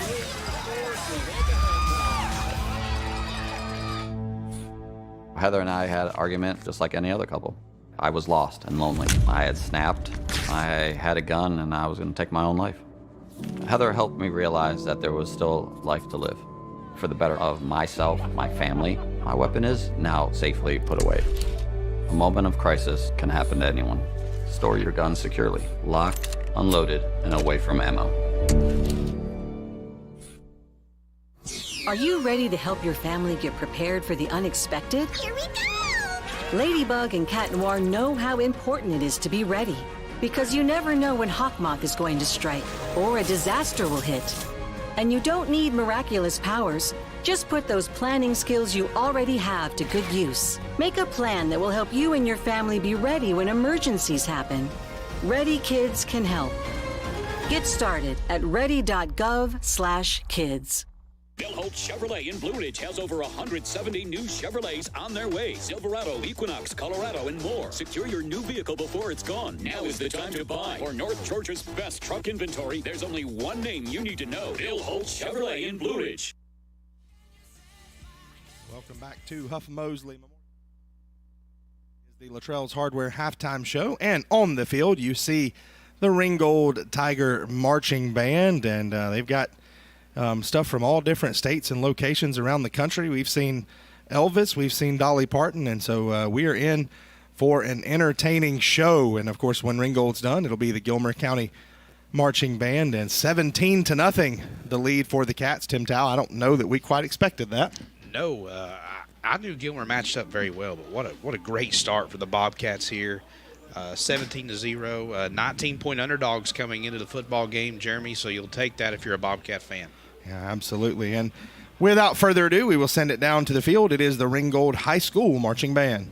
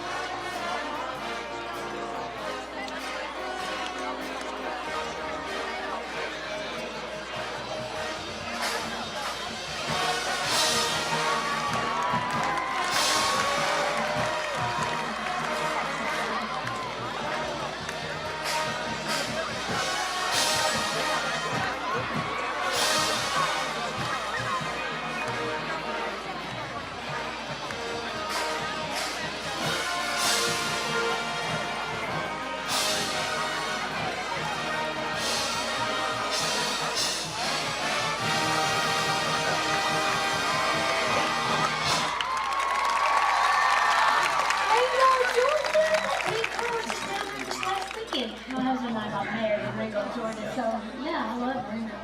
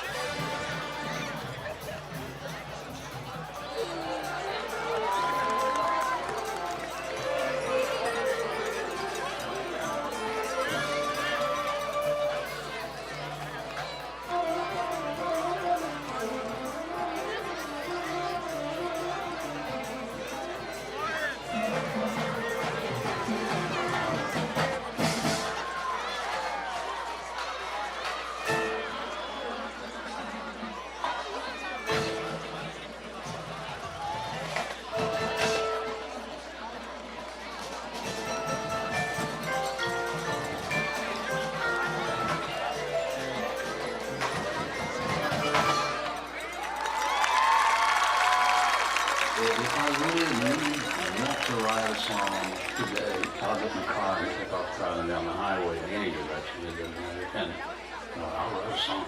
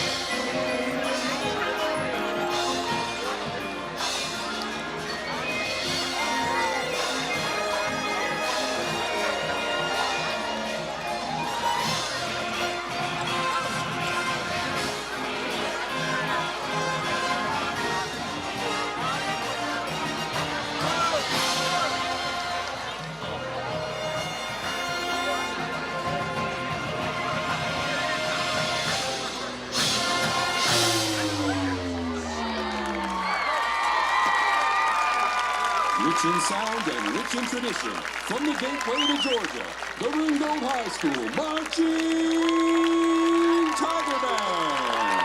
Go Tigers.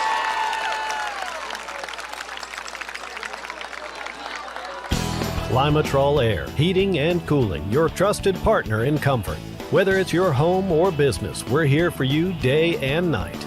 We proudly service all brands, ensuring your comfort is always a priority. Need a solution tailored to your needs? Our experts provide free estimates, guiding you every step of the way. Take advantage of our maintenance plans, keeping your system efficient and reliable year-round. At Climatrol, customer service and customer care, that's who we are.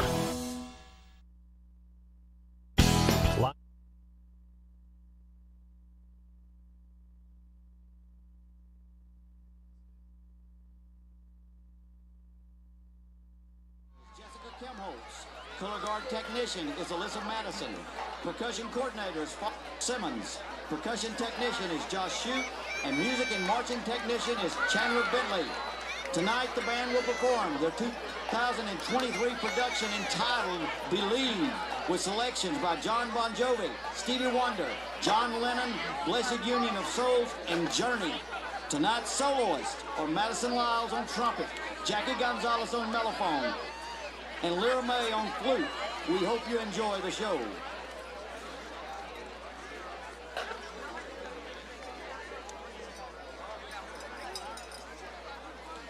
Drum majors, is your band ready?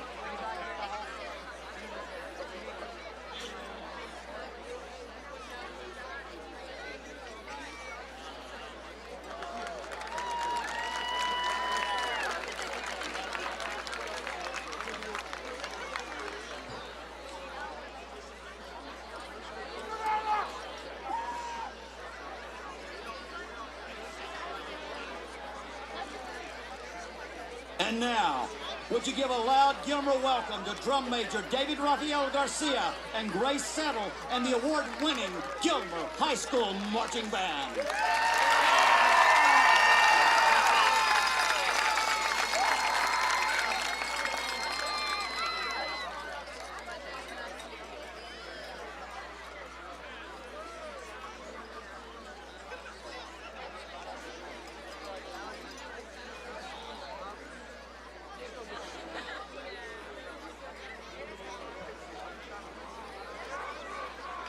Belief and acceptance that something exists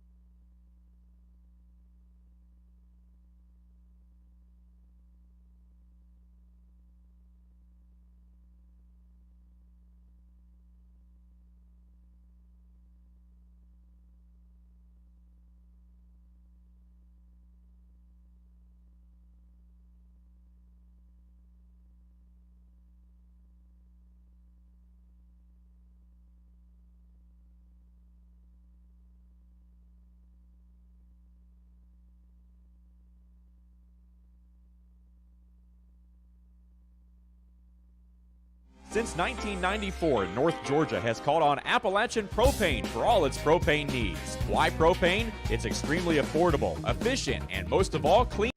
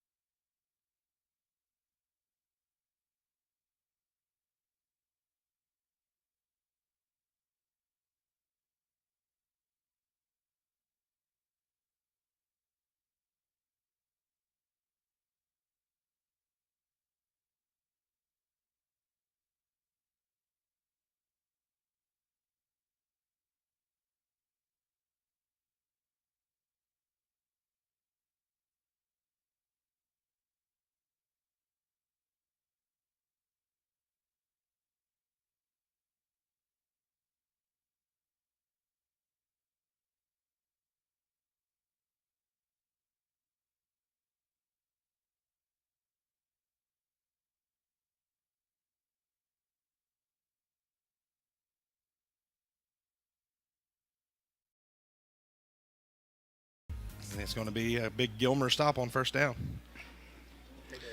Peyton Chansey with the tackle for the Bobcats. Freeze, the impact player for Ringgold. He's had 100 yards in each of his first 2 games of the season. Unable to get anything going at all for the Tigers. As you mentioned, man, just shut down. So Ringgold with 3 possessions in the first half and 3 punts versus Gilmer. That one nearly caught for a big gain, but dropped by Taylor. Gilmer, on the other hand, also they had 4 possessions, 2 touchdowns, a fumble, and a field goal. Just some scores of interest here.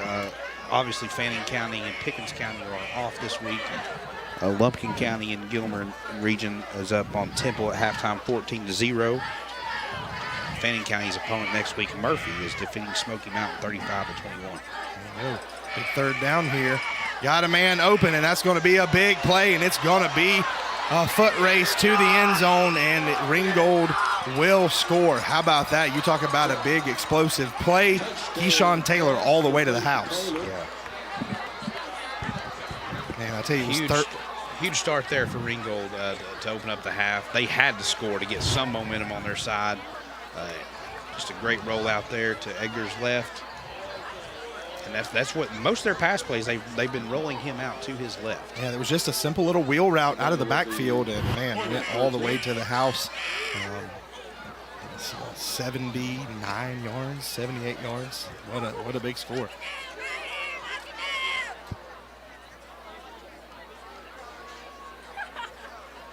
So you talk about showcasing some speed. How about Taylor right there? Turned on the Jets. Extra point up. Extra point good. We'll see if we can get another look at that score. Just 45 seconds into, actually 43 seconds into the second half. It was a big throw and catch.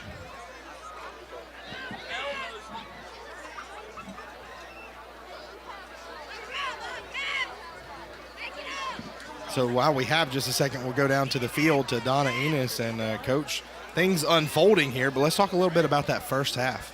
Yeah, you were talking about the possessions, and if you look at time of possession, Gilmer had roughly 18 minutes, and Ringgold had roughly 6 minutes of possession. So that is huge as far as limiting their touches and limiting their athletes. Yeah, absolutely. Gilmer had everything they wanted in the first half, but so far this second half, all Ringgold. They have the huge touchdown pass, and man, Keyshawn Taylor, the junior tailback, little wheel route out of the backfield, and he was gone quickly.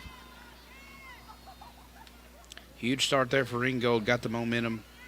Bobcats will look to get the football back, choose some clock, and score again. So got to be careful on special teams. Ringgold might try to steal a possession here. They're going to kick it, and they do what they've been doing. Little short kick, fair catch taken at the 20-yard line, and Gilmer will take over, 1st and 10. Tyler Wright with the fair catch for the Bobcats. Jerry, where will ETC be at next week? Next week we will be at Copper Basin as they welcome in Chattanooga Prep. Looking forward to that. Copper Basin does have a halftime lead over New Faith Christian. 26-14, the Cougars lead at halftime.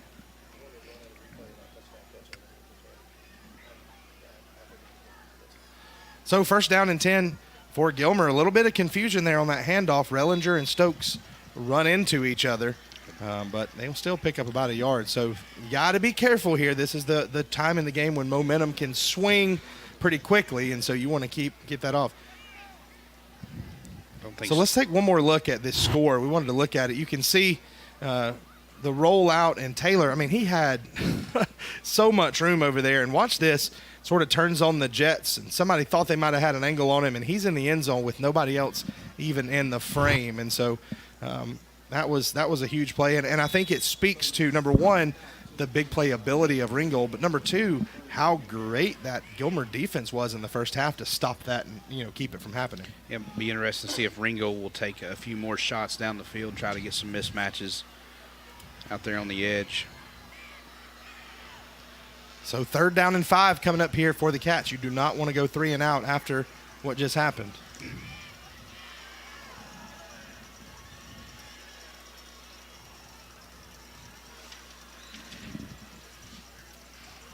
Rellinger takes the snap, going to hand it out wide. Hunter Britton looking for a little bit of running room, and he is going to be close. Looks like from where the officials are spotting it, it will be a Bobcat first down. Yeah, great job there by Stokes, actually lead blocking. And that will be good enough for a Bobcat first down. So you can take a deep breath here for a second. Yeah, if you're, absolutely. If you're Gilmer and you still have a 10-point lead, you do what you do. You run your offense. And I'll be surprised if we don't see at some point here another one of those shots. You see Ryder Wofford out there, if you can get him across the middle or maybe do something to try to seize that momentum back. I'll hand that one off just up the middle to the big fullback, and he says, you can leave the momentum right here in my belly. Very impressed with Stokes. What a tough kid. Just dive. He takes on 3-4 defenders every play. Falls forward. Not as big as Brock Titus was last year. No. Very tenacious runner. You actually look and see him standing next to Douglas Callahan. Callahan probably a little bit bigger, but Stokes has taken on that character of the fullback. Be second down and short. They hand it to him again, and why not? That's going to be good enough for a Bobcat first down.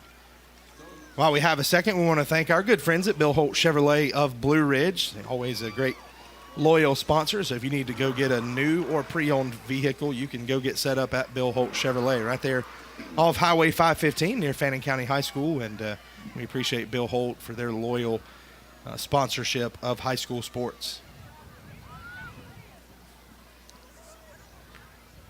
Just under 9 minutes in the third quarter. Gilmer milking that clock as they love to do.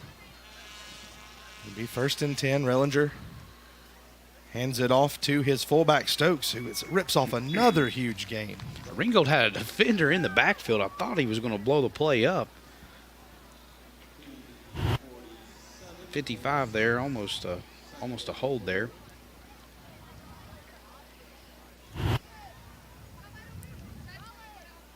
Second and 4 for the Bobcats.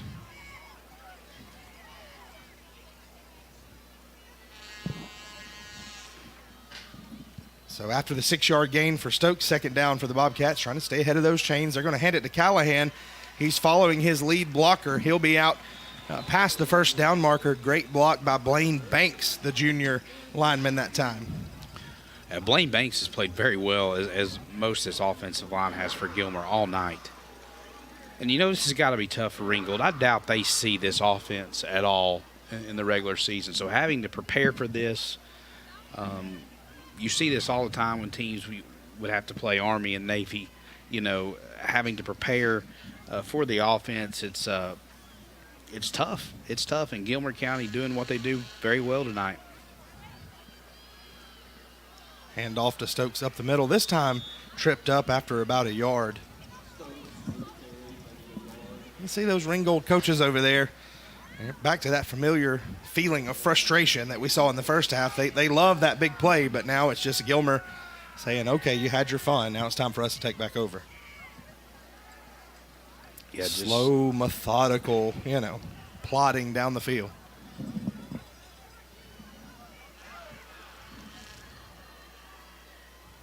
See, there's a lot of people in purple, though, that love to watch this offense. It'll be Stokes taking it again, falls forward to about the 40-yard line. It'll be 3rd and 4 or 5 coming up. And Rellinger commands this offense so well. Him and Coach Standard have such a good relationship, and they're on the same page, and that's a very big key to this offense. Yeah, Rellinger now in his 3rd year of this system. He was a freshman when Coach Standard came in, and Coach Standard has helped raise him on this offense. Most people call it the wing tee. That he would probably use different terminology, but it is option football at its finest, and Coach Standard has made a living for a long time doing it. And it'll be big Wyatt Stokes. Says 3rd and what? Give me a first down. Yeah, once again, the Gilmer offensive line just getting just enough every time, getting a great push all night. You can see that Ringgold coaching staff imploring their players to stop this. A lot of hands on hips over there, frustrated looks. Hands behind their back, hands on their hips, hands on their knees. First down and 10 for the Bobcats. 5.5 left in quarter number 3.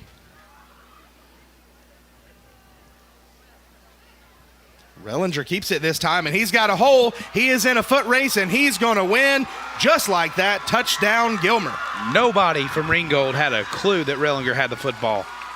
That's the second time we've seen him carry it tonight, and he picked an opportune time, faked the pitch to Callahan, and absolutely nothing that could be done. They put number 5, Logan Roberts, there in a blender, and he was trying to pick and made the wrong choice. He had no clue who to tackle. What a great job by Isaac Rellinger. What a ball game he's played so far, and the experts in Atlanta are scratching their heads right now, Jeremy. Absolutely. Or the computers, maybe we should say.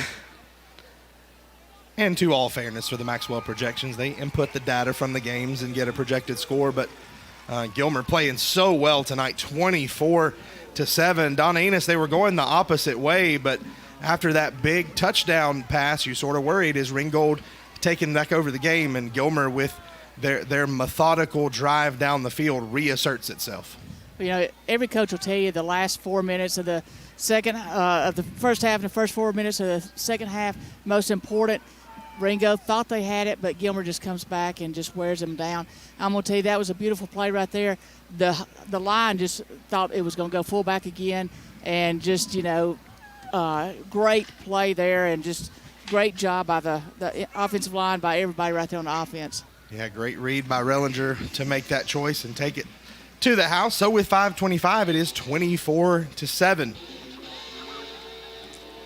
Jeremy, I've seen a lot of frustrated coaches on sidelines. I don't know if I have seen a group as frustrated as Ringgold is right now.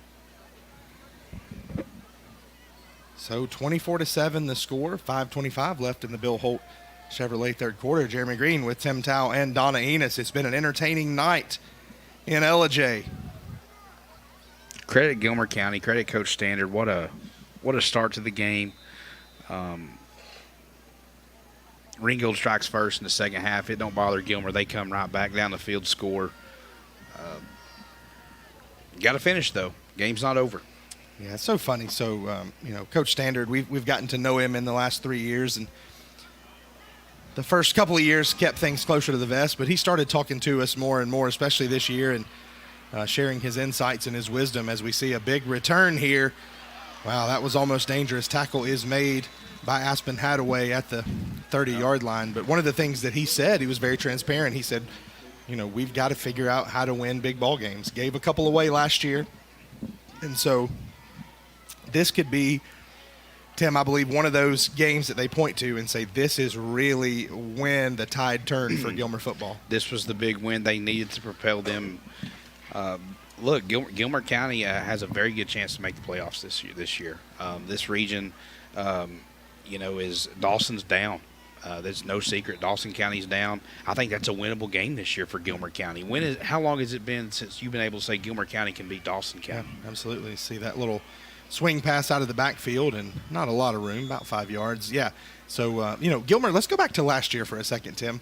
It was before the Gilmer-Lumpkin game that you and I talked on a podcast about that, and that turned out to be a fantastic game. Lumpkin was beat. Gilmer had Lumpkin beat, gave that one away, found a way to lose that one. The last game of the year, you're going to cruise into the playoffs. You have a huge lead over White County, and you watch it just disappear in the fourth quarter. You miss the playoffs again, and so that stuff stings. But as you improve as a football team, it can make you better if you learn to win those games. Absolutely.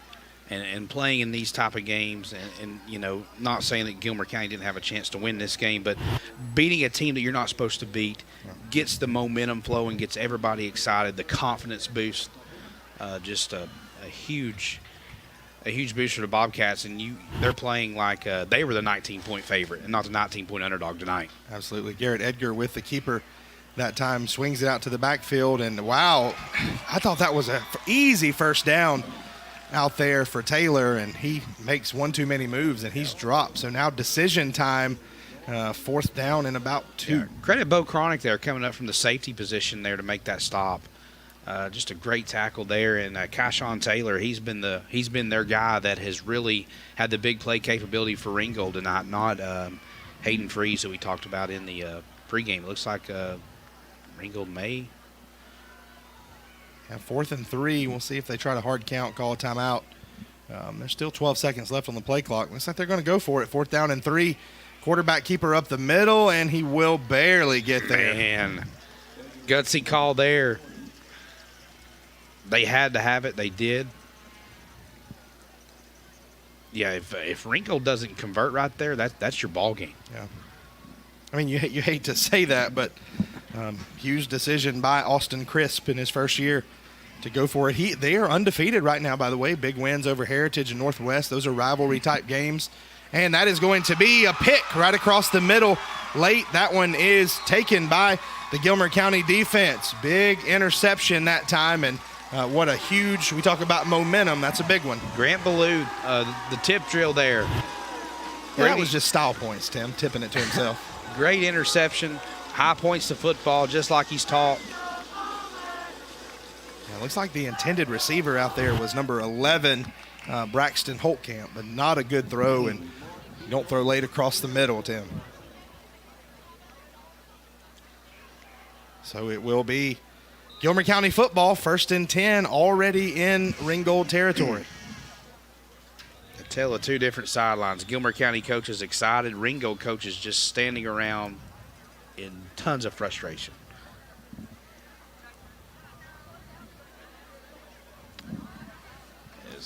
I didn't check I didn't get the penalty. Looks like it will be on Gilmer County. Procedure penalty there.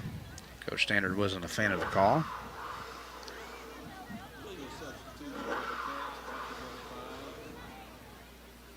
So each team with one turnover. Gilmer with the fumble on their 3rd possession, and here it's the interception for Ringgold.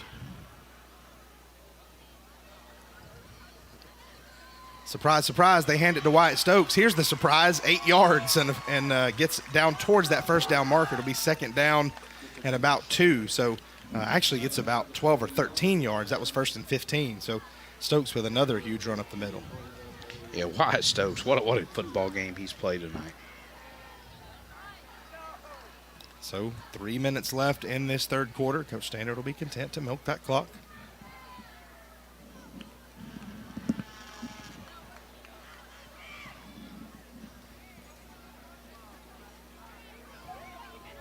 Rellinger under center.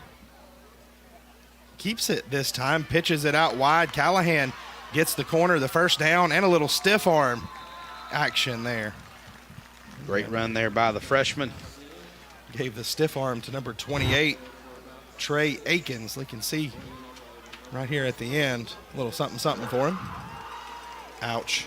Good job, though. Akins holds on to the jersey.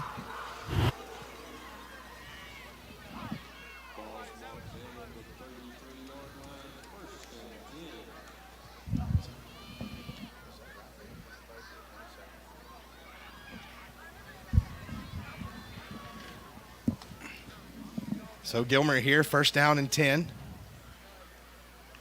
It'll be a handoff this time to Cowart. He'll be out past the 1st down marker, and we'll go down there.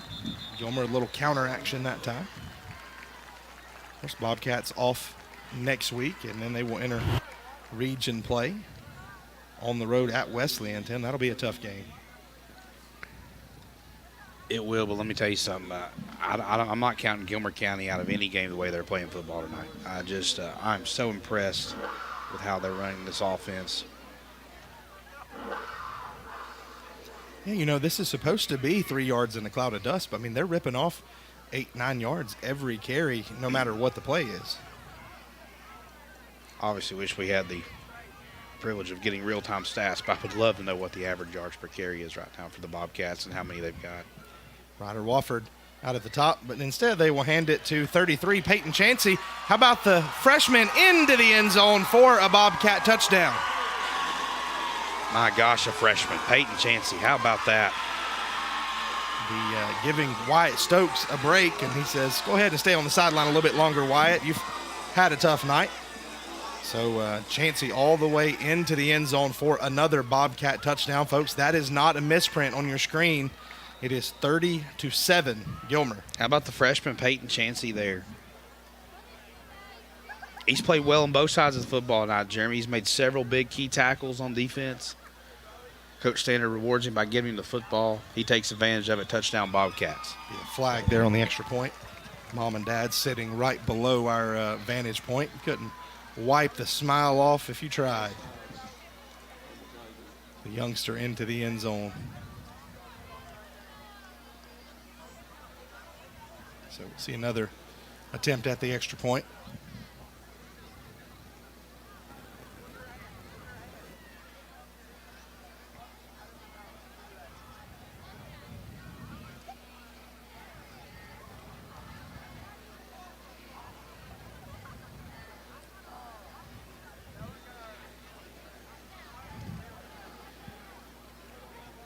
Oh, we'll try it again here.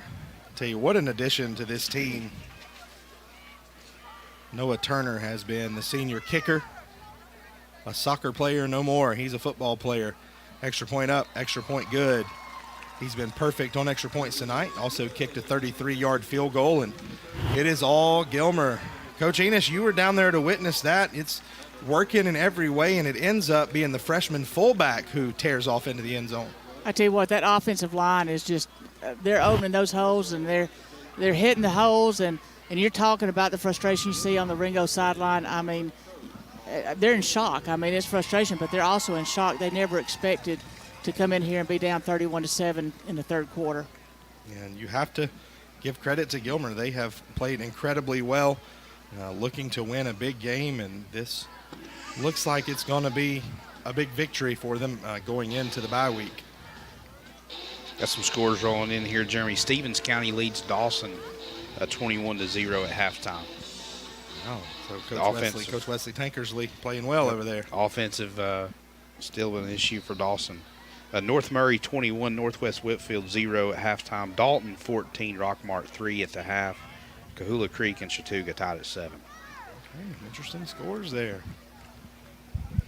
Whitfield and Catoosa County, they're an enigma so far in football. We'll see how that plays out. Northwest 21-0 trailing North Murray. Interesting. Folks unhappy in Tunnel Hill tonight. North Murray with that big win over Pickens, 44-37. Got a pretty good receiver playing over there in Judson Petty. Kick will be taken at the 12-yard line. Gilmer looking for some coverage. Taylor looking for an opening, and it is Kyle Coward who saves potentially a touchdown. Ringgold will take over at the 36-yard line, 1st and 10. Kyshawn Taylor, the lone touchdown recipient for Ringgold. Almost broke one there. I don't believe I'd kick it to him anymore, just personally. Ringgold got two weapons back there with Hayden Freeze, their star tailback. Also on the return team. Freeze entered the game with two 100-yard games. He has not been able to get it going tonight here against the Bobcat defense.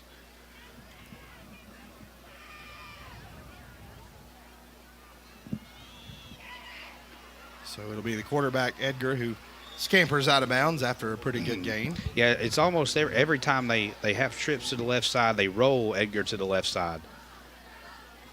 Whether they're going to throw it or they're going to run it with him. So with under 2 minutes left in the third quarter, if you're Ringgold, you have to move with a sense of urgency here pretty quickly. You're running out of time, down 31-7. I think we're going to see a couple shots, maybe double move, run that wheel out of the backfield, and there you see Freeze up the middle. That's going to be right at the first down marker. That may be Freeze's biggest gain of the night. I believe you're right. Granted, it's only been 4 yards, but he has not been able to get anything going tonight. 3rd down and 1. Everything, of course, is 4-down territory, so you think you might take a shot here, Tim. They're going to look over to the sideline, get the signal.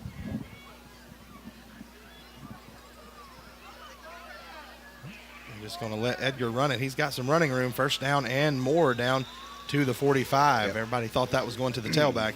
Ends crash. He pulls it. Gets the Tiger 1st down. You know, that's very similar to what Gilmer does, and people say, what are you talking about? They're lining up in the shotgun with 4 wide receivers.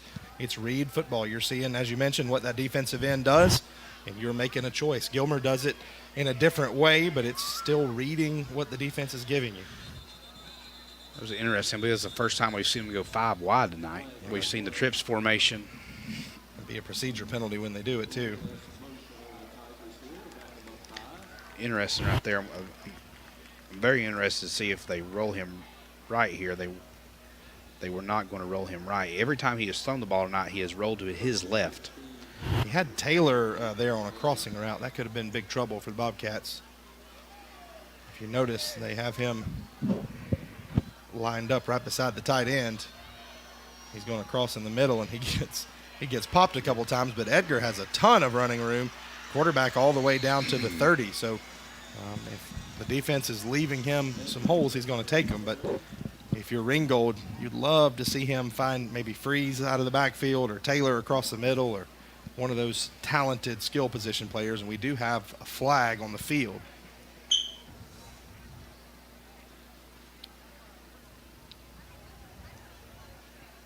So it'll be a face mask on offense. Interesting. See if we Did they get Edgar here late? I think they're calling a holding. I thought it was a holding as well. Yeah, so maybe it was a hold and it looked like a face mask. It was a high holding call from the official. So it'll back them back up. And all that was just a numbers game there. They had trips to the right. Edgar runs the left.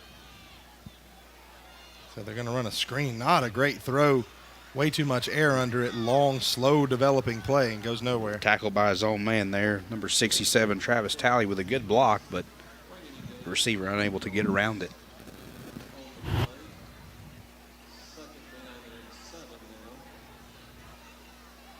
Blocked him right into the man. A lot of folks watching us all around, whether it's on ETC3 or on the Gilmer AVT YouTube channel. Folks in Fannin County and Pickens County, their teams aren't playing tonight, so they're checking this out. Several Fannin County people are in Murphy watching the Murphy Bulldogs, as that will be the Fannin Rebels' next opponent next week in Murphy. Scouting mission. Looks like we have an injury on the field. That will do it for the third quarter of action, and they'll tend to the injured player. I believe that is Peyton Chansey who's down. So while all that goes on, we will step aside and take a break. It's all Gilmer here tonight, 31-7, the score at the end of 3. Are you ready to help your family get prepared for the unexpected? Here we go! Ladybug and Cat Noir know how important it is to be ready, because you never know when Hawkmoth is going to strike or a disaster will hit. And you don't need miraculous powers. Just put those planning skills you already have to good use. Make a plan that will help you and your family be ready when emergencies happen. Ready Kids can help. Get started at ready.gov/kids. Bill Holt Chevrolet in Blue Ridge has over 170 new Chevrolets on their way. Silverado, Equinox, Colorado, and more. Secure your new vehicle before it's gone. Now is the time to buy. For North Georgia's best truck inventory, there's only one name you need to know. Bill Holt Chevrolet in Blue Ridge.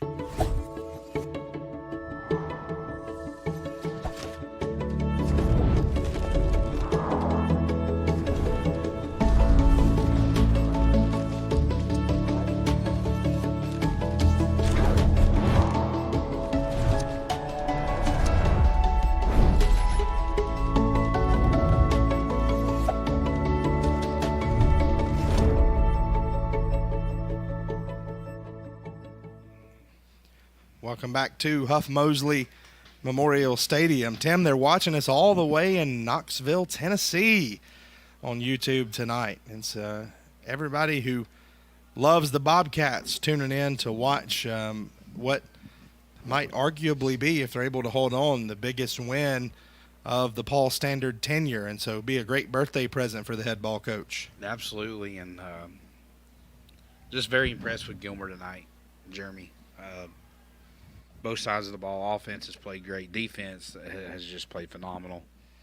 We hyped up the Ringgold running back, the running game, and the Bobcats have just played phenomenal defense all night. So big third down coming up here, first play of the fourth quarter. And it'll be the aforementioned running back, and it'll be the aforementioned Gilmer defense saying, Fourth down coming up. Yeah, Bubba Callahan almost had a tackle for loss there. Rest of the Bobcat defense swarmed the football, just a gain of 1 yard.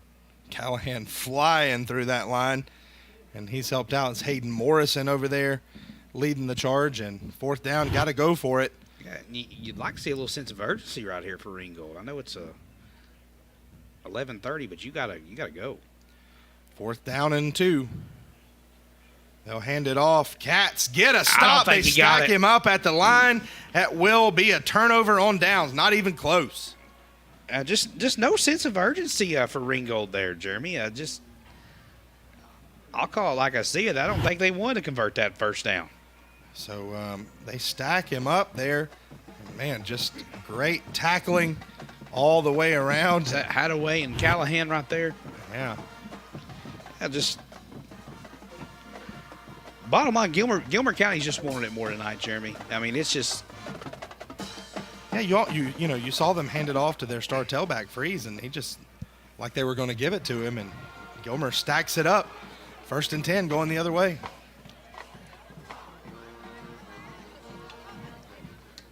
Very, very shocking. Not the result, not shocking, but I mean, for lack of a better word, the domination of the game. Yeah.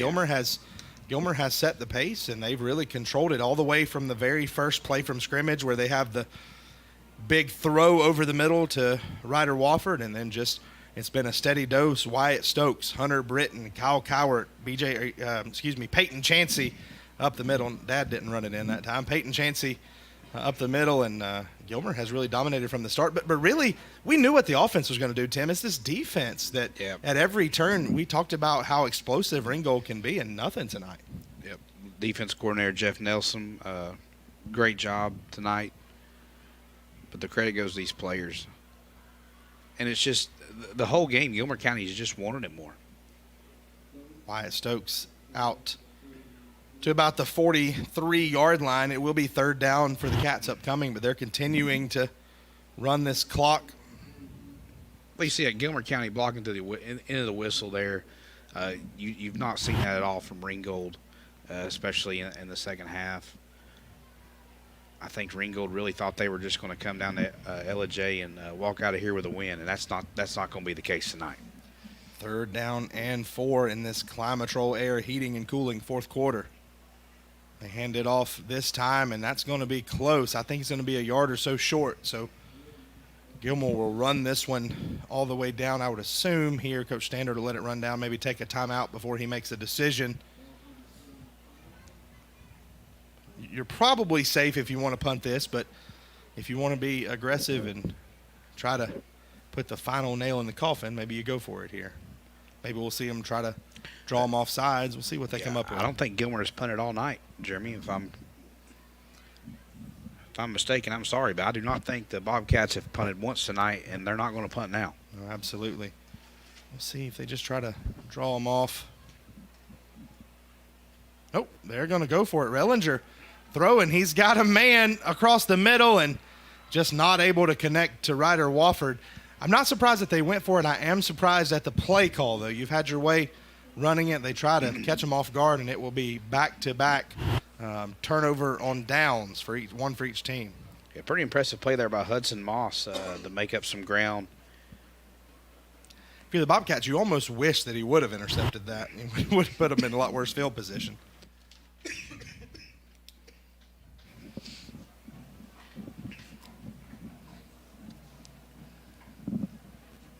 All right, now if you're Ringgold here, you got to have a sense of urgency. Trips to Edgar's right, and he throws right. His knee hits the ground as he catches it. And so another one of those throws that took a long time to get there, and that is number 9, Eli Pursley, the sophomore, who catches it and falls down immediately. Just nothing crisp for the Tigers tonight. Very predictable on offense.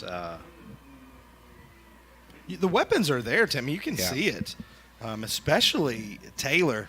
number 0, very, very explosive. Freeze, a good athlete, but there's nothing going on. They try to run the quarterback, and that is the freshman Chansey, who says, no, sir.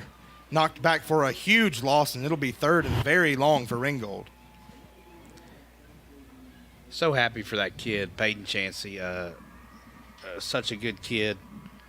Got a chance to know him and know his parents well. And just it's so good to see the success of a young freshman. And Don't expect well. to get hit by a 14-year-old No. like that, though. That's pretty good pop. But he just did. 3rd and 20, they run a draw and just nothing doing. Tackle made, and it will be another punting situation for Ringgold. I mean, you kind of have to go for it if you still want to be in the game, but the odds certainly not in your favor. It'll be 4th and 15. Yeah, they're going to punt here. How about the big paw that just reached out and grabbed the quarterback? Yeah, Ringgold throwing in the towel here, Jeremy.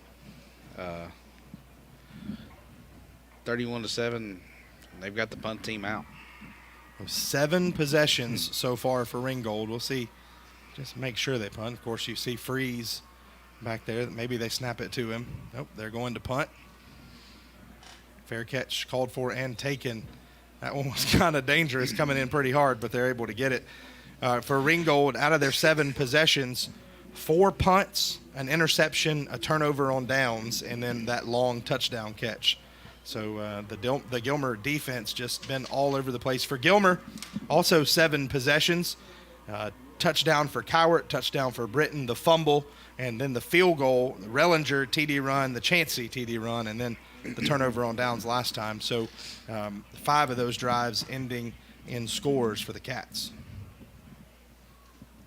1st and 10, and they will be looking to salt it away and look at a steady dose of the fullback. And as I say that, they hand it around on a little sweep and get out to about the 29-yard line. And it's what the defense gives you, Tim. We know that. Going back to what you were saying earlier, though, Jeremy, is this the biggest win in the Paul Standard era? I think it has to be, especially as such a big underdog. You know, I think it has to be. The win over Fannin last year, a big win for Gilmer. A big win over Wesleyan last year as an underdog.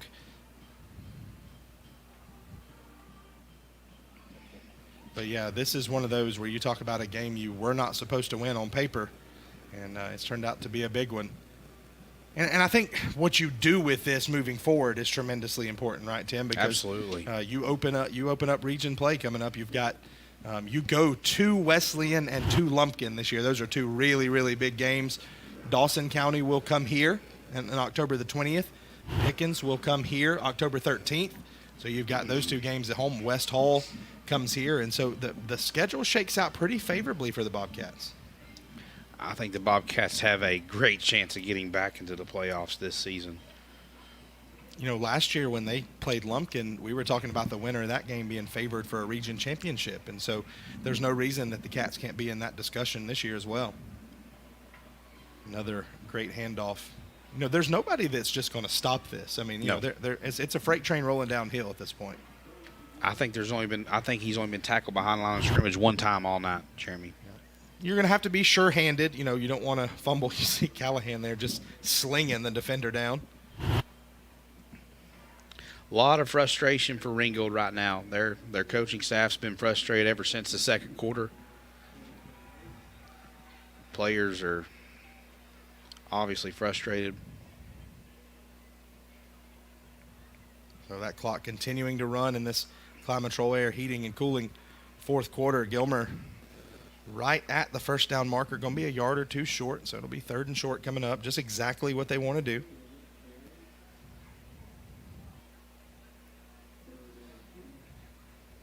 So big game tonight, off week coming up, and then the gauntlet of region play continues. We'll be here on September 29th as the Bobcats welcome in West Hall.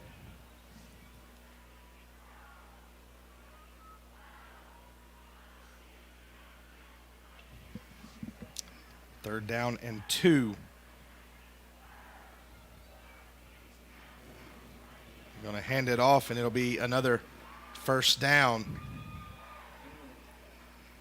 It'll be Kyle Cowart this time who picks it up. I will say this, Jeremy. I'm almost not used to this quick games. We're not even at the 2-hour mark yet. Yeah, absolutely. It's been a quick football game tonight. So let's talk to you a second, Tim. What's it like being on this end? Usually you're a public address guy, so you're talking to the whole crowd in the stadium. Tonight you're talking to everybody at home. How's it feeling? Well, I'm usually a homer when I'm in the booth for fanning. So and I yell too much, but a lot of excitement for my team. But this is a lot of fun because you get to relax and watch the game, see it from a different point of view. There goes Rellinger again. How about that point of view for Rellinger? He's in a foot race. He's going to be dragged down from behind at the 6-yard line. Good sportsmanship right there between he and Falcon Dotson. But Rellinger just hangs on to it this time. Good pull and got a ton of room. Now, there are folks at home right now, Tim, yelling at their TV saying you're still a homer. But I'm not one of those guys. I would never accuse you of such. No, you just got to give so much credit tonight for Gilmer County and just what an amazing job Coach Standard's done this week in preparation. Ringgold clearly walked into this stadium thinking they were going to win this football game, and Coach Standard and the Bobcats have proved that that's not the case. And just an amazing effort tonight by these players and the defense. Give a shout out to Coach Jeff Nelson. His defense has played amazing tonight. Yeah, so many good things you can say tonight, but as it goes, it's only one game, so you celebrate it for a little while and then you go back to work to get ready for region play. But there's going to be some big games in this region. Gilmer and Lumpkin, Gilmer and Dawson, Gilmer and Wesley, and those are going to be big-time games. And we have a big-time moment here. It looks like Stokes, I thought he was going to be in the end zone. He'll be marked down at the 1-yard line. I'm a big proponent of mountain football, Jeremy. I love to see all these mountain schools succeed. I mean, it's we don't get enough credit in North Georgia statewide. You know, a lot of attention goes to Atlanta and South Georgia. There's very good football played here in North Georgia, and it's so good to see all these teams having some success. Starting to attract some of those big-time coaches from Atlanta. You look down at Paul Standard, he could have had any job in the state that he wanted. He chose to come to Gilmer. You'd look up the road at Fannin County. Chad Cheatham, he's a Fannin County guy, but with the success he had, he could have taken one of those jobs in Atlanta. He will probably be offered those jobs moving forward, but choosing to play football in the mountains, as we see timeout taken there, and that is a big impact. And we see that Fannin program now with sustained success in the playoffs. We see it here at Gilmer. We saw Pickens, one of the top 10 teams in the state a few years ago under head coach Chris Parker, so you can certainly win here. Absolutely, and I know it's a little bit of our coverage area, what Coach Maxwell's done at Dawson. Obviously, they're down this year, but you talk about Paul Standard, Chad Cheatham, Chris Parker, Sid Maxwell. Those are great football coaches. How about Heath Webb? Heath Webb, what a job he's doing right now in Lumpkin County. Lumpkin, one of those teams that was a perennial laughing stock, and now not a laughing stock anymore. They are putting it to people so far this season. 21-0 in the third quarter. Lumpkin shutting out undefeated Temple on the road. That's after victory over Union already, who's a good football team, and just tearing apart Franklin County last week. So undefeated Lumpkin. Union County's up on Armucci. Last time I saw 36-0 at halftime. This was kind of the funniest thing. I think that he did step down after last season, but Armucci's head coach was Jeremy Green for the longest time, and he could be a little rowdy on Twitter sometimes. So I got accused of being him a time or two. I'm friends with both of y'all on Facebook, so a lot of times I have to do a double check. That's right. He's usually the more talkative on there. Yeah. But a great guy, and he was a great coach at Armucci.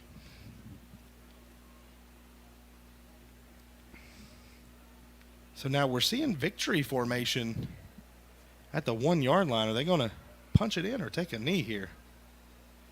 Wow. How about this? What a move there by Coach Standard. He's going to run the clock out. That's class from the head ball coach down there. Is there enough time with third and... This will be third down. You're right, as they got it down to the 1.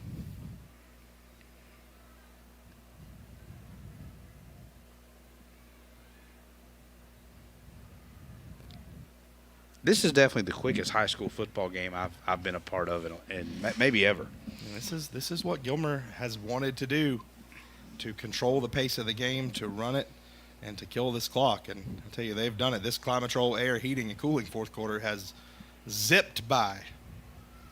Now, will Gilmer bring on the field goal unit here on 4th down, or will they probably just take another knee?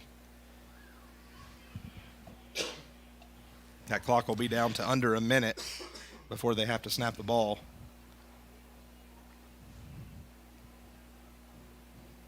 Huge win for the Bobcats. Obviously there's no official point spreads, but a 19-point underdog by the Georgia High School Football Daily, the Maxwell projections. Gilmer says, well, we'll win by 24. Absolutely. And make no mistake about it, could have won by more. Yes. So they will take a knee. It'll be a turnover on downs, 1st and 10, Ringgold. And anytime you get to call victory formation with over 2 minutes left, you're enjoying that. Yeah, great sportsmanship there by Coach Standard and the Bobcats. I'm not sure I've ever seen that. 56 seconds left here. We assume that Ringgold will just run a run and play or something. Whatever they choose to do here. Yeah, looks like Coach Standard has emptied his bench. No, he's not. Excuse me. I apologize.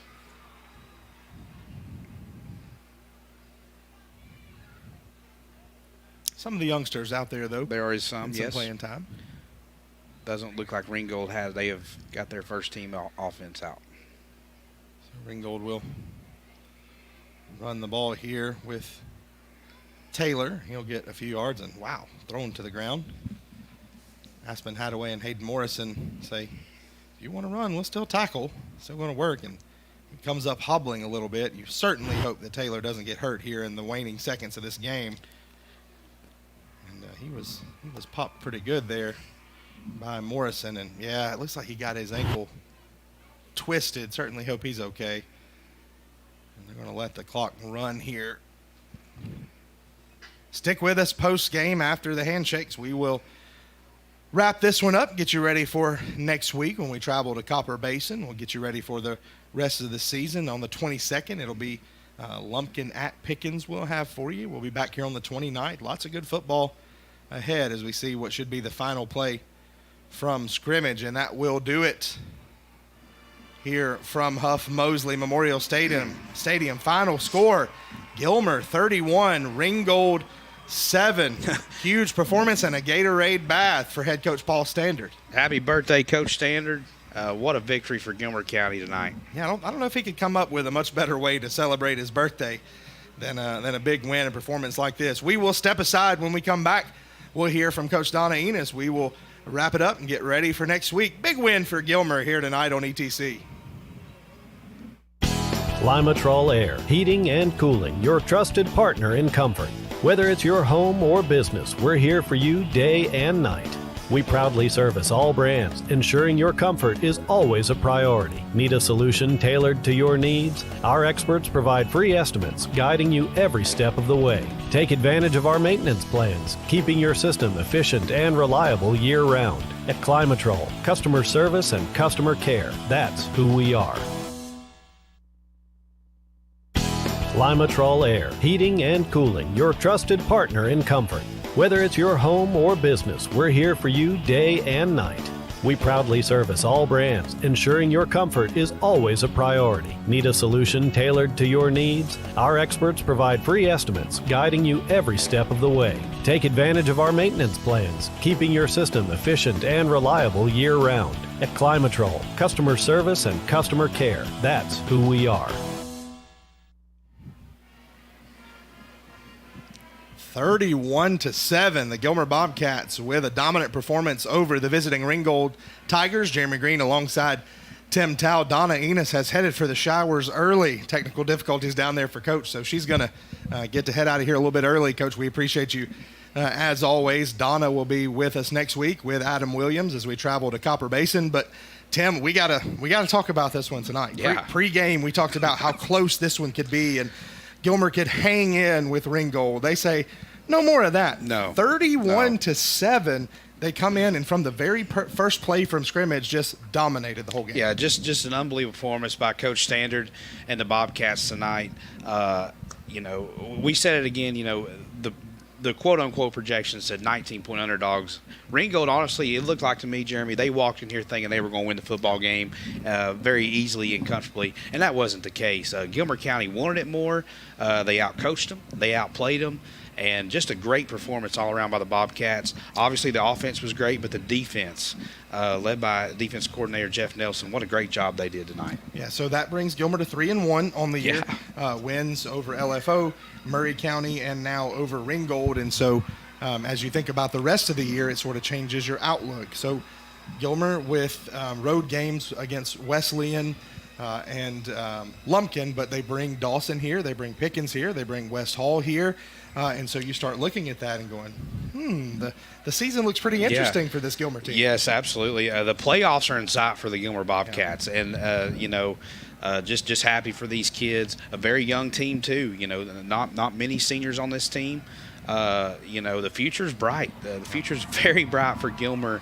And just what a performance tonight. They just flat out wanted it more. Outcoached them, outplayed them. A couple pretty good freshmen on this team. Very They'll good. Be around for a while. Chancey and Callahan. Yeah. So Pickens travels to Christian Heritage next week. Fannin will travel into North Carolina to play Murphy. Got a little contentious at the end last year. So interesting. That's one they have circled. But next week we'll be at Copper Basin. And you talked, and let's talk just for a second, Tim, about what they're trying to do, a rebirth of Copper Basin football. We'll get to be a part of that next week. Yeah, it's going to be great. The Copper Basin, they have recently just formed a Copper Basin Alumni Association. Matt Ray, Eric Sisson, Dylan Boggs, Brett Curtis, John Spargo, a few others have a lot to do with that. Basically, all they're trying to do is just raise money, support the kids. Let's face it, the program at Copper Basin has went down a little bit, and that's nothing to do with anything the coaches have done or anything. It's just there's just not a lot of kids there. They're trying to get excitement. They're trying to buy the kids some shirts, have them wear them in the halls, get kids out, get kids excited about football. So big shout out to those kids and those guys for doing that. The Copper Basin Alumni Association, I think you can check them out on social media. Give them a follow. But Copper Basin, I believe last time we checked, was winning. Yeah. So good for the Cougars to get their first win, and hopefully they can win next week as ETC will be coming to Copper Hill. Yeah, absolutely. So just huge shout out to our entire crew tonight. Our director, Nick Boker, phoned it in. He's at the beach this week, but David Williams does well in his stead, and thanks to our entire crew. And so on behalf of Coach Don Enos and Tim Tao, we were witnesses to a piece of history tonight. Big win for Coach Paul Stander on his birthday. Gilmer 31, Ringgold 7. Hope you have a great week, and we will see you next Friday night from Tennessee.